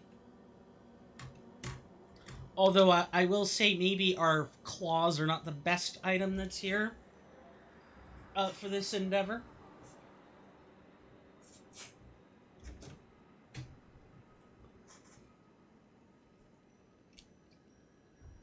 And you can't be drinking on the job, ladies and gentlemen. You never know when these things are gonna strut on by. Oh yes, Ash of War, Flame of the Red Mane's probably one of the most, I wouldn't say busted, but it's like a super strong Ash of War that lets you put like fire, magma, fel, a few other affinities we've not had the pleasure of actually going over yet. The Flame of the Redmanes is like one of our few ways of getting those right now. And Flame of the Redmanes deals high poise damage. It deals high, just high damage overall. When you buff it, through various abilities and spells you could cast, Flame of the Redmanes is like a top tier. It's a boss shredder if something isn't outright resistant or immune to the ability. It's good stuff. Don't discount Flame of the Redmanes, even though it is in somewhat of a nerfed capacity here in Elden Ring Reforged. It is good. That's not broken, but it is good. It is good. Uh, slavering over our new find here, the only one of its kind. Flame of the Redmanes. Skill of the Redmanes who fought alongside General Radon. Produce a powerful burst of flames in a wide frontward arc, usable on all armaments, and the fire damage scales with strength. Yeah, this is one of your few ways of getting around high physical defense attackers, like, adult Fellstar not Fellstar Beasts, but... Is it Fellstar Beasts? Hang on. Falling Star Beasts. The full-grown and the non-full-grown variety. You know, the Falling Star Beasts are... and even Crystallians to some extent. Like, it does a pretty good job of shredding those as well. Flame of the Redmanes is good. Gives strength users a way of meaningfully interacting with the rest of the game, and it helps that it's here of all places, because lots of Caelid's life forms are weak to the slightest touch of fire. I believe this is Fort Gale that we're about to enter, because this is the Gale Tunnel. Here we probably don't want to be using our fists here.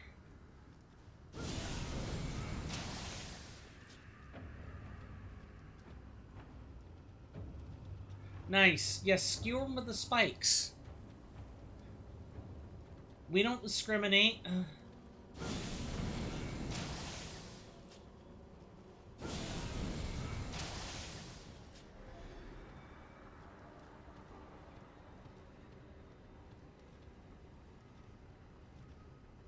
I'm having to be very careful.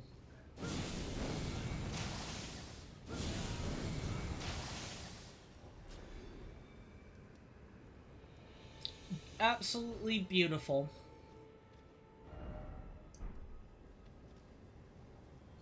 And I thought the Limgrave / Weeping Peninsula music was gonna start playing, and I would have laughed really hard. And then it quickly faded back to this desolate wasteland.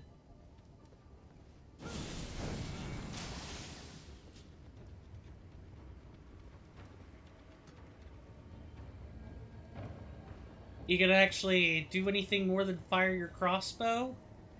No, I don't think so.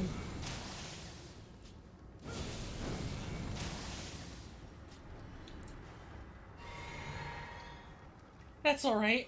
We can deal with distance attackers too. This build is pretty good at handling a whole bunch of different kinds of situations. And I mean really good at handling a whole bunch of different kinds of situations. What we're not quite so good at is being hardy and durable. That part gets us in trouble sometimes. So how's everyone doing? Everyone enjoying themselves? We got about 6 minutes before we have to kind of have to go to our next commercial break, but we can still talk about some stuff in the meantime. How's everyone enjoying the game? Like, the viewing experience?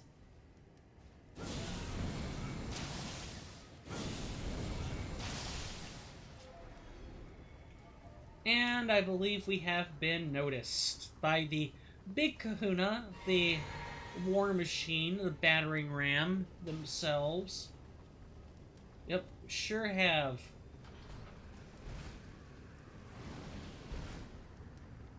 Alright, come on, charge this way.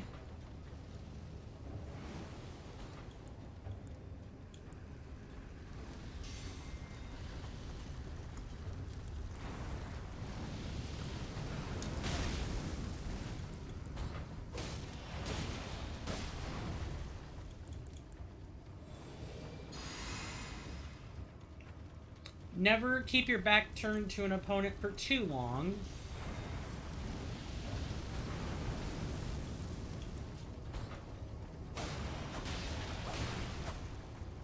It's a good way of getting killed out here. It's especially true in Caelid.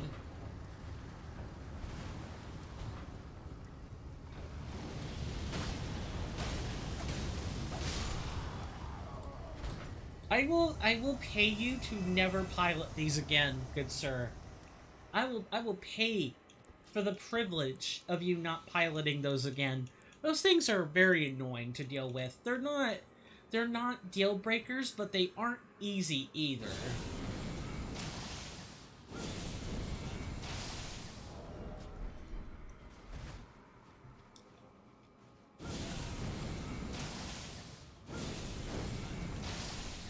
And they are particularly vulnerable to bouts of madness.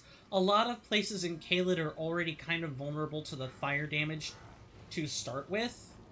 So it just kind of helps that, oh, we're getting chucked at with fire pots. It's not a... Are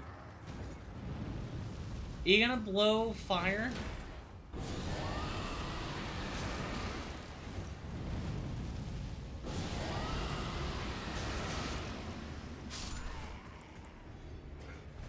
It's too bad the one I needed to get rot just did not get rot.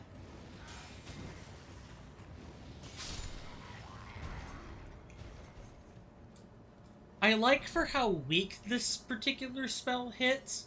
It restores a lot more FP. Or maybe it just restores... Oh, you know what? I know what it is. It's the change to how FP generators work in general. They restore a little bit more now. It's a pretty nice change.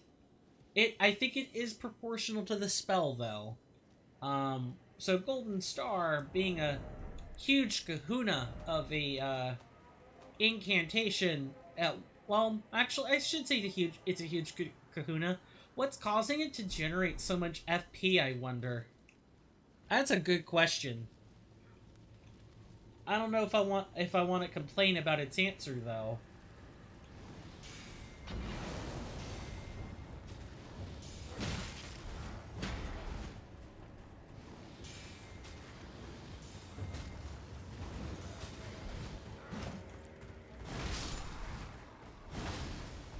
And even among the generators, which are all fairly weak, they all have their own different purposes.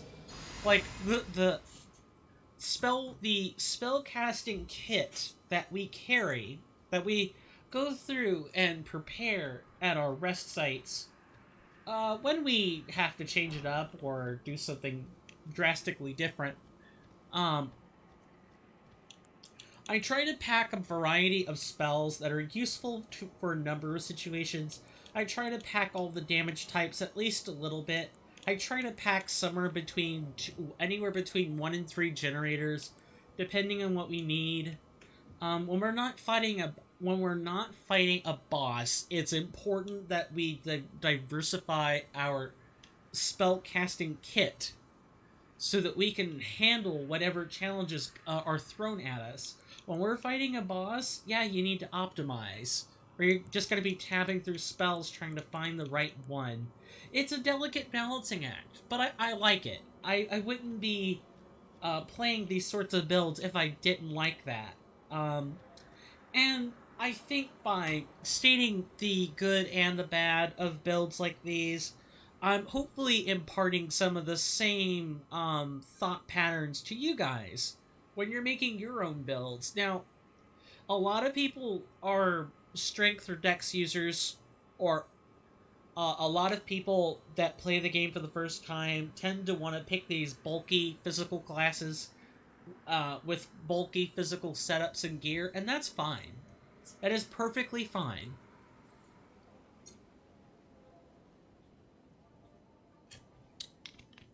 It's just that in the world of Elden Ring, you still need a magical damage type of some kind.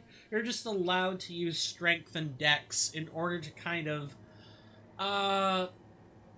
you kind of have to go all in with the damage type. Like, lightning in this game, I'm fairly sure scales with dex when it's on a weapon skill. So, like, dex users have something. And just like fire,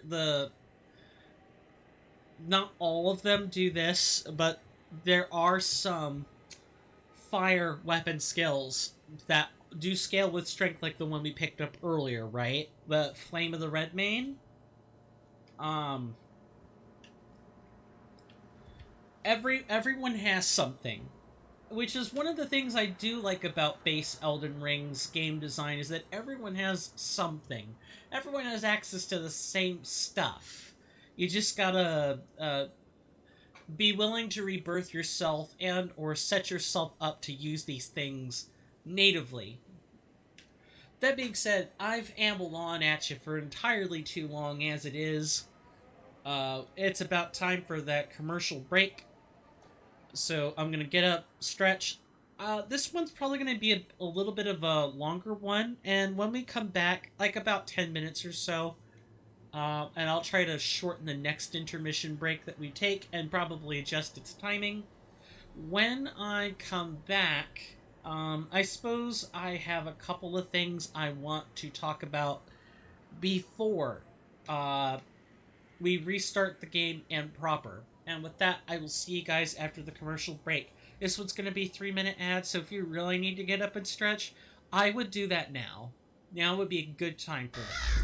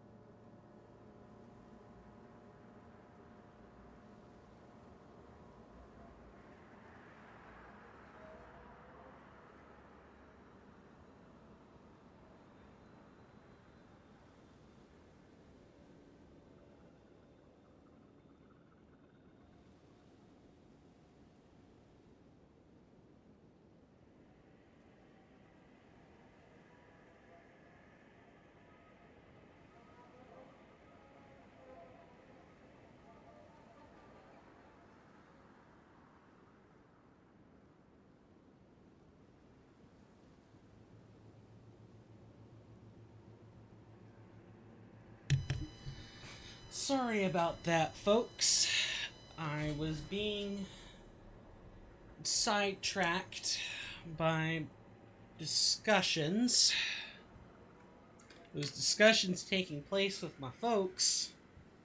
And of course, when your parents or folks call, you answer. Unless, of course, you have a restraining order, in which case, no, you then don't. But, you know what I mean.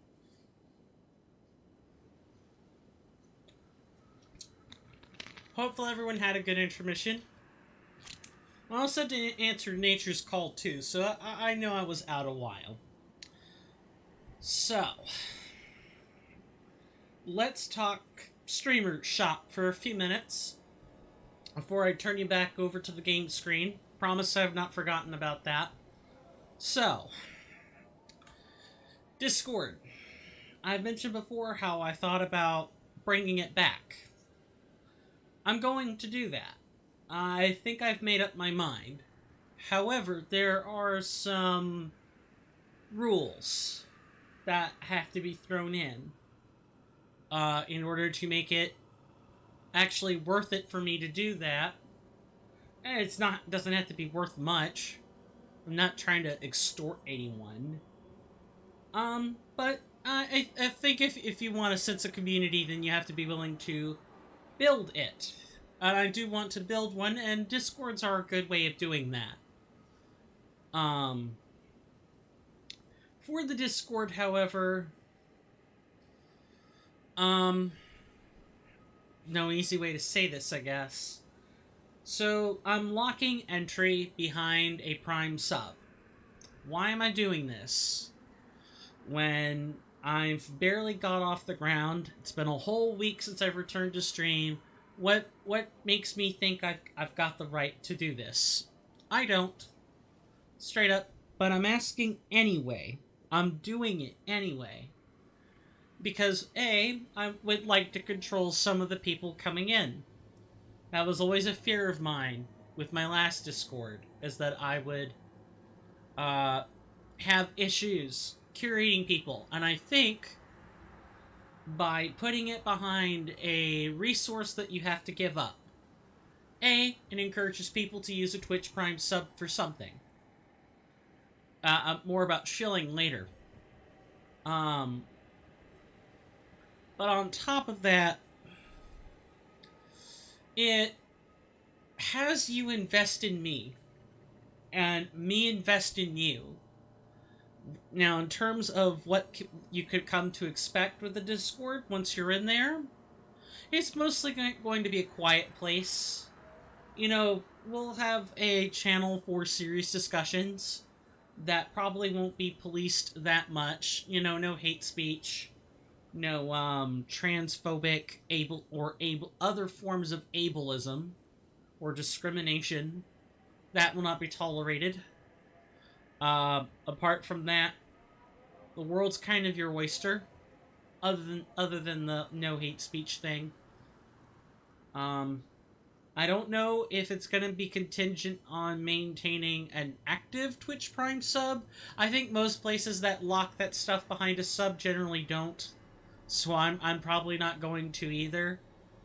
And I'll have to figure out what sorts of Discord goodies you guys get for subbing to gain this feature. But I do want to bring it back. I have to remind myself that when I'm offering a Discord as a feature, I have the due responsibility of maintaining it.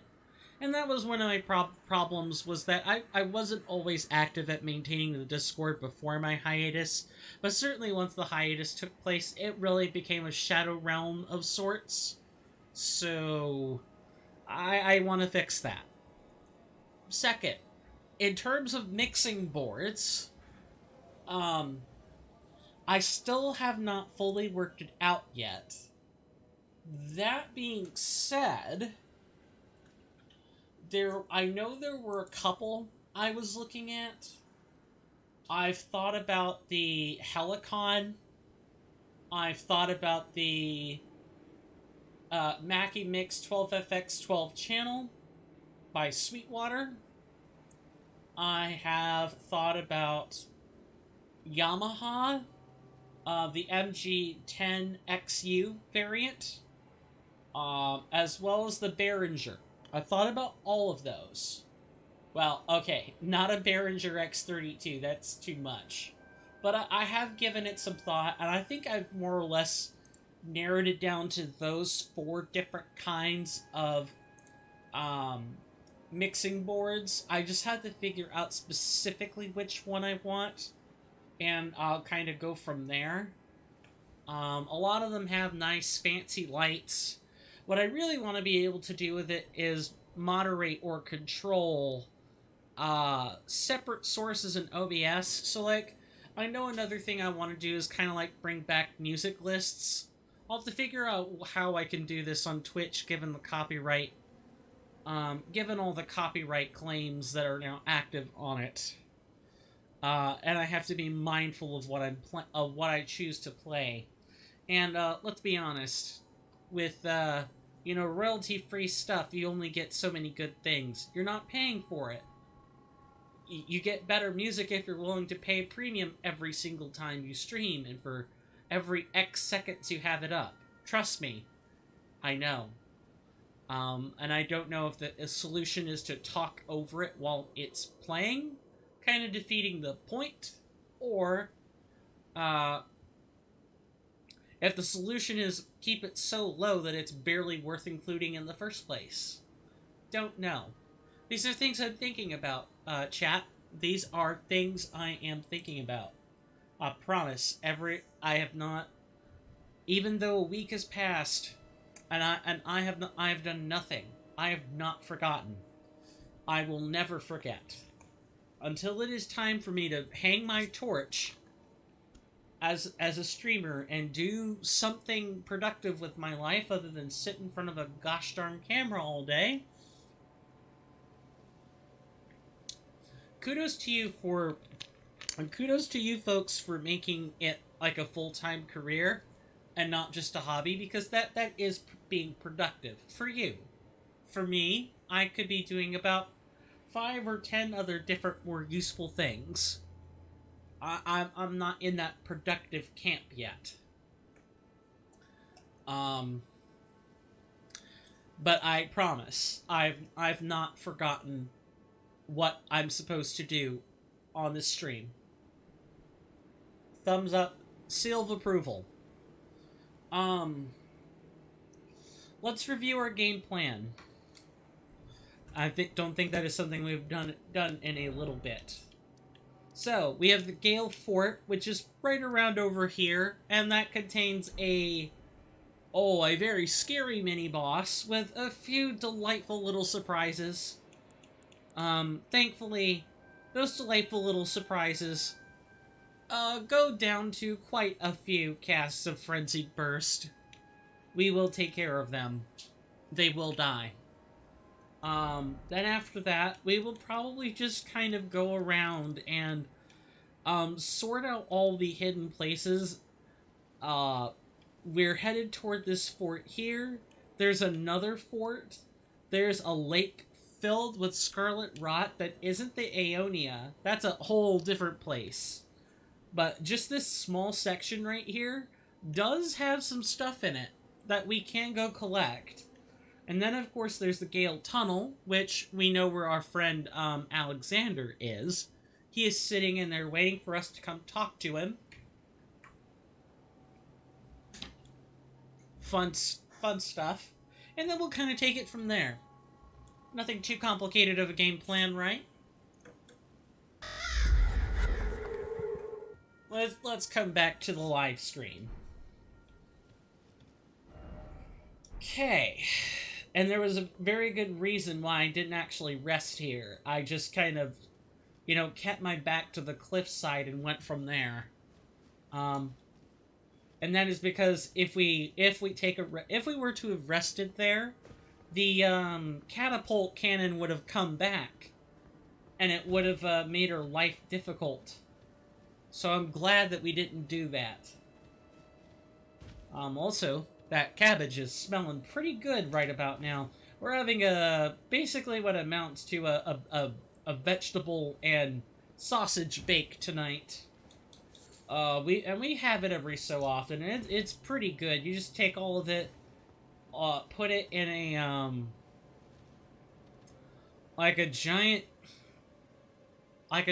pan or something like that, and kind of slow cook it carefully. Oh, it's so good. Tender without being squishy or mushy. The meat is succulent without being completely moist. Mmm. Moist meat, not a fan favorite. Don't even think about blowing that horn.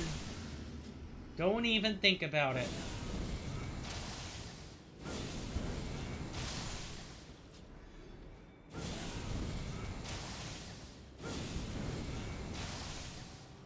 With these camps, you really are just better off.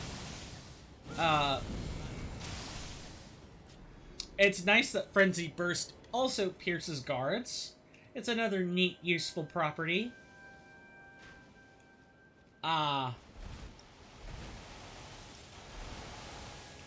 We have our first delightful little surprise that was up here. Yes, I'm talking about a great archer that is up there. They have gravity arrows, and they also have a... I think they're using a specialized kind of arrow as well. We're not going to be able to do much until we take care of that Great Knight that's up there.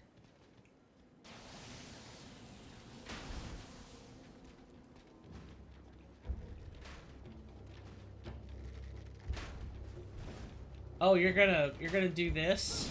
Okay. Gotta be careful about...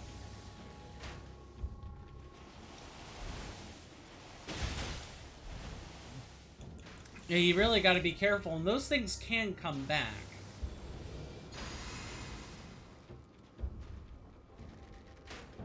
It's too bad that they considered this particular kind of fall as, like, death.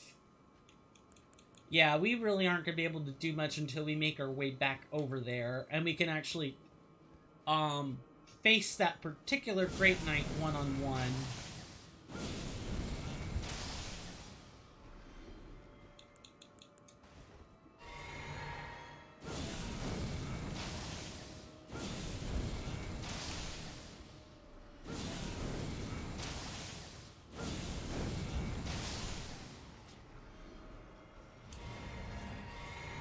And as long as you kill all the enemies here, you will be able to replenish your FP. You will be well stocked.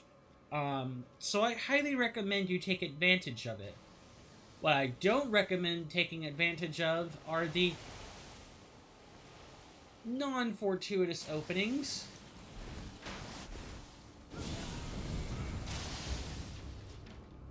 Come on.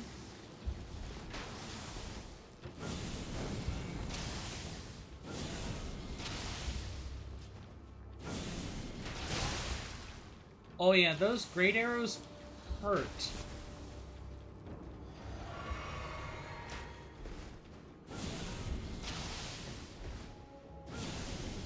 Yeah, that was the opening we were waiting for.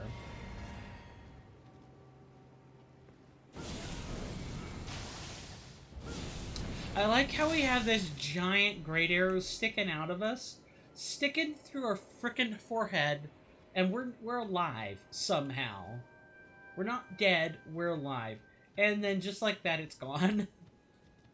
It's like that Skyrim meme, like that video where it's like, oh, you know, the Dragonborn shoots this guy in the eyebrow, and seems perfectly fine. Perfectly fine.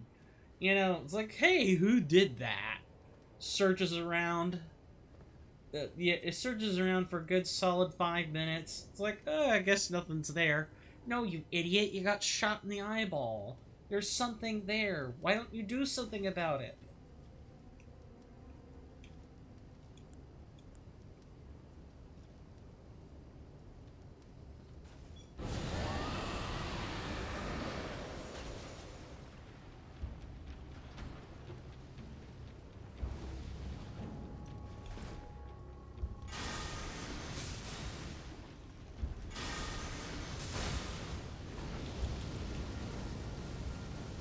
Luckily, even though the graphical effect of the flame is shooting out, when it's hitting a wall, you can't technically be hit by it unless you're, like, right up on it.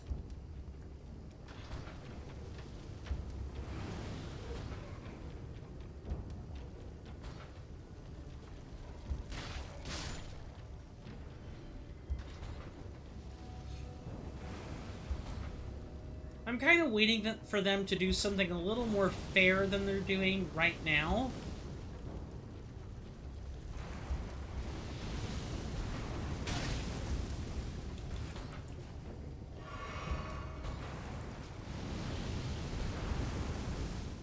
We're dead. Yeah, I showed this off. That is to say, I showed this off, but I don't recommend you try to get the items that are there that way. You're just gonna end up having issues. However, as much as I hate to do this, I gotta call it early. Sorry. Um, Not feeling that great. I don't know what happened. It could be like a... It could be a headache due to drinking too much root beer. It could be that I'm gastrically uncomfortable. I don't know. But regardless, I do have to call it early.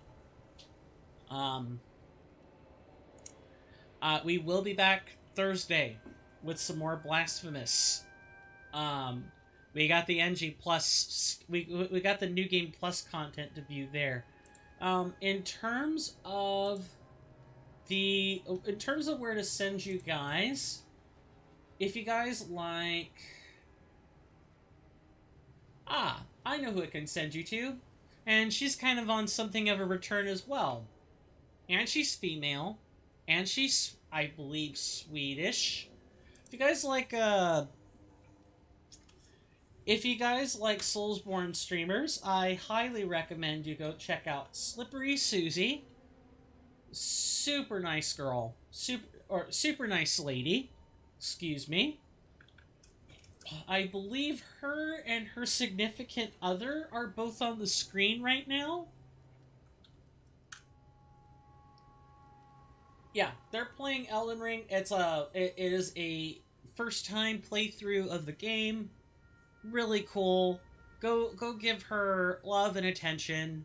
I would show up, but I would join in, but I kind of need to go sleep off whatever it is that's bothering me. And or medicate it properly. But I do want to thank you guys so much for the conversations that have happened today. I really do appreciate it. We will be back Thursday, and I will get those 4 hours in. I am not giving up. I am not going anywhere. Promise. I might stream more tonight too. I don't know. It depends on how I'm feeling. I'll put something in the tweets when I'm feeling nice and comfortable.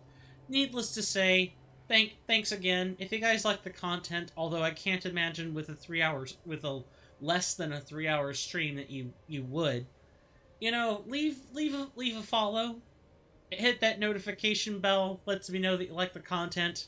Although I love Elden Ring, and I'm gonna do it. Period.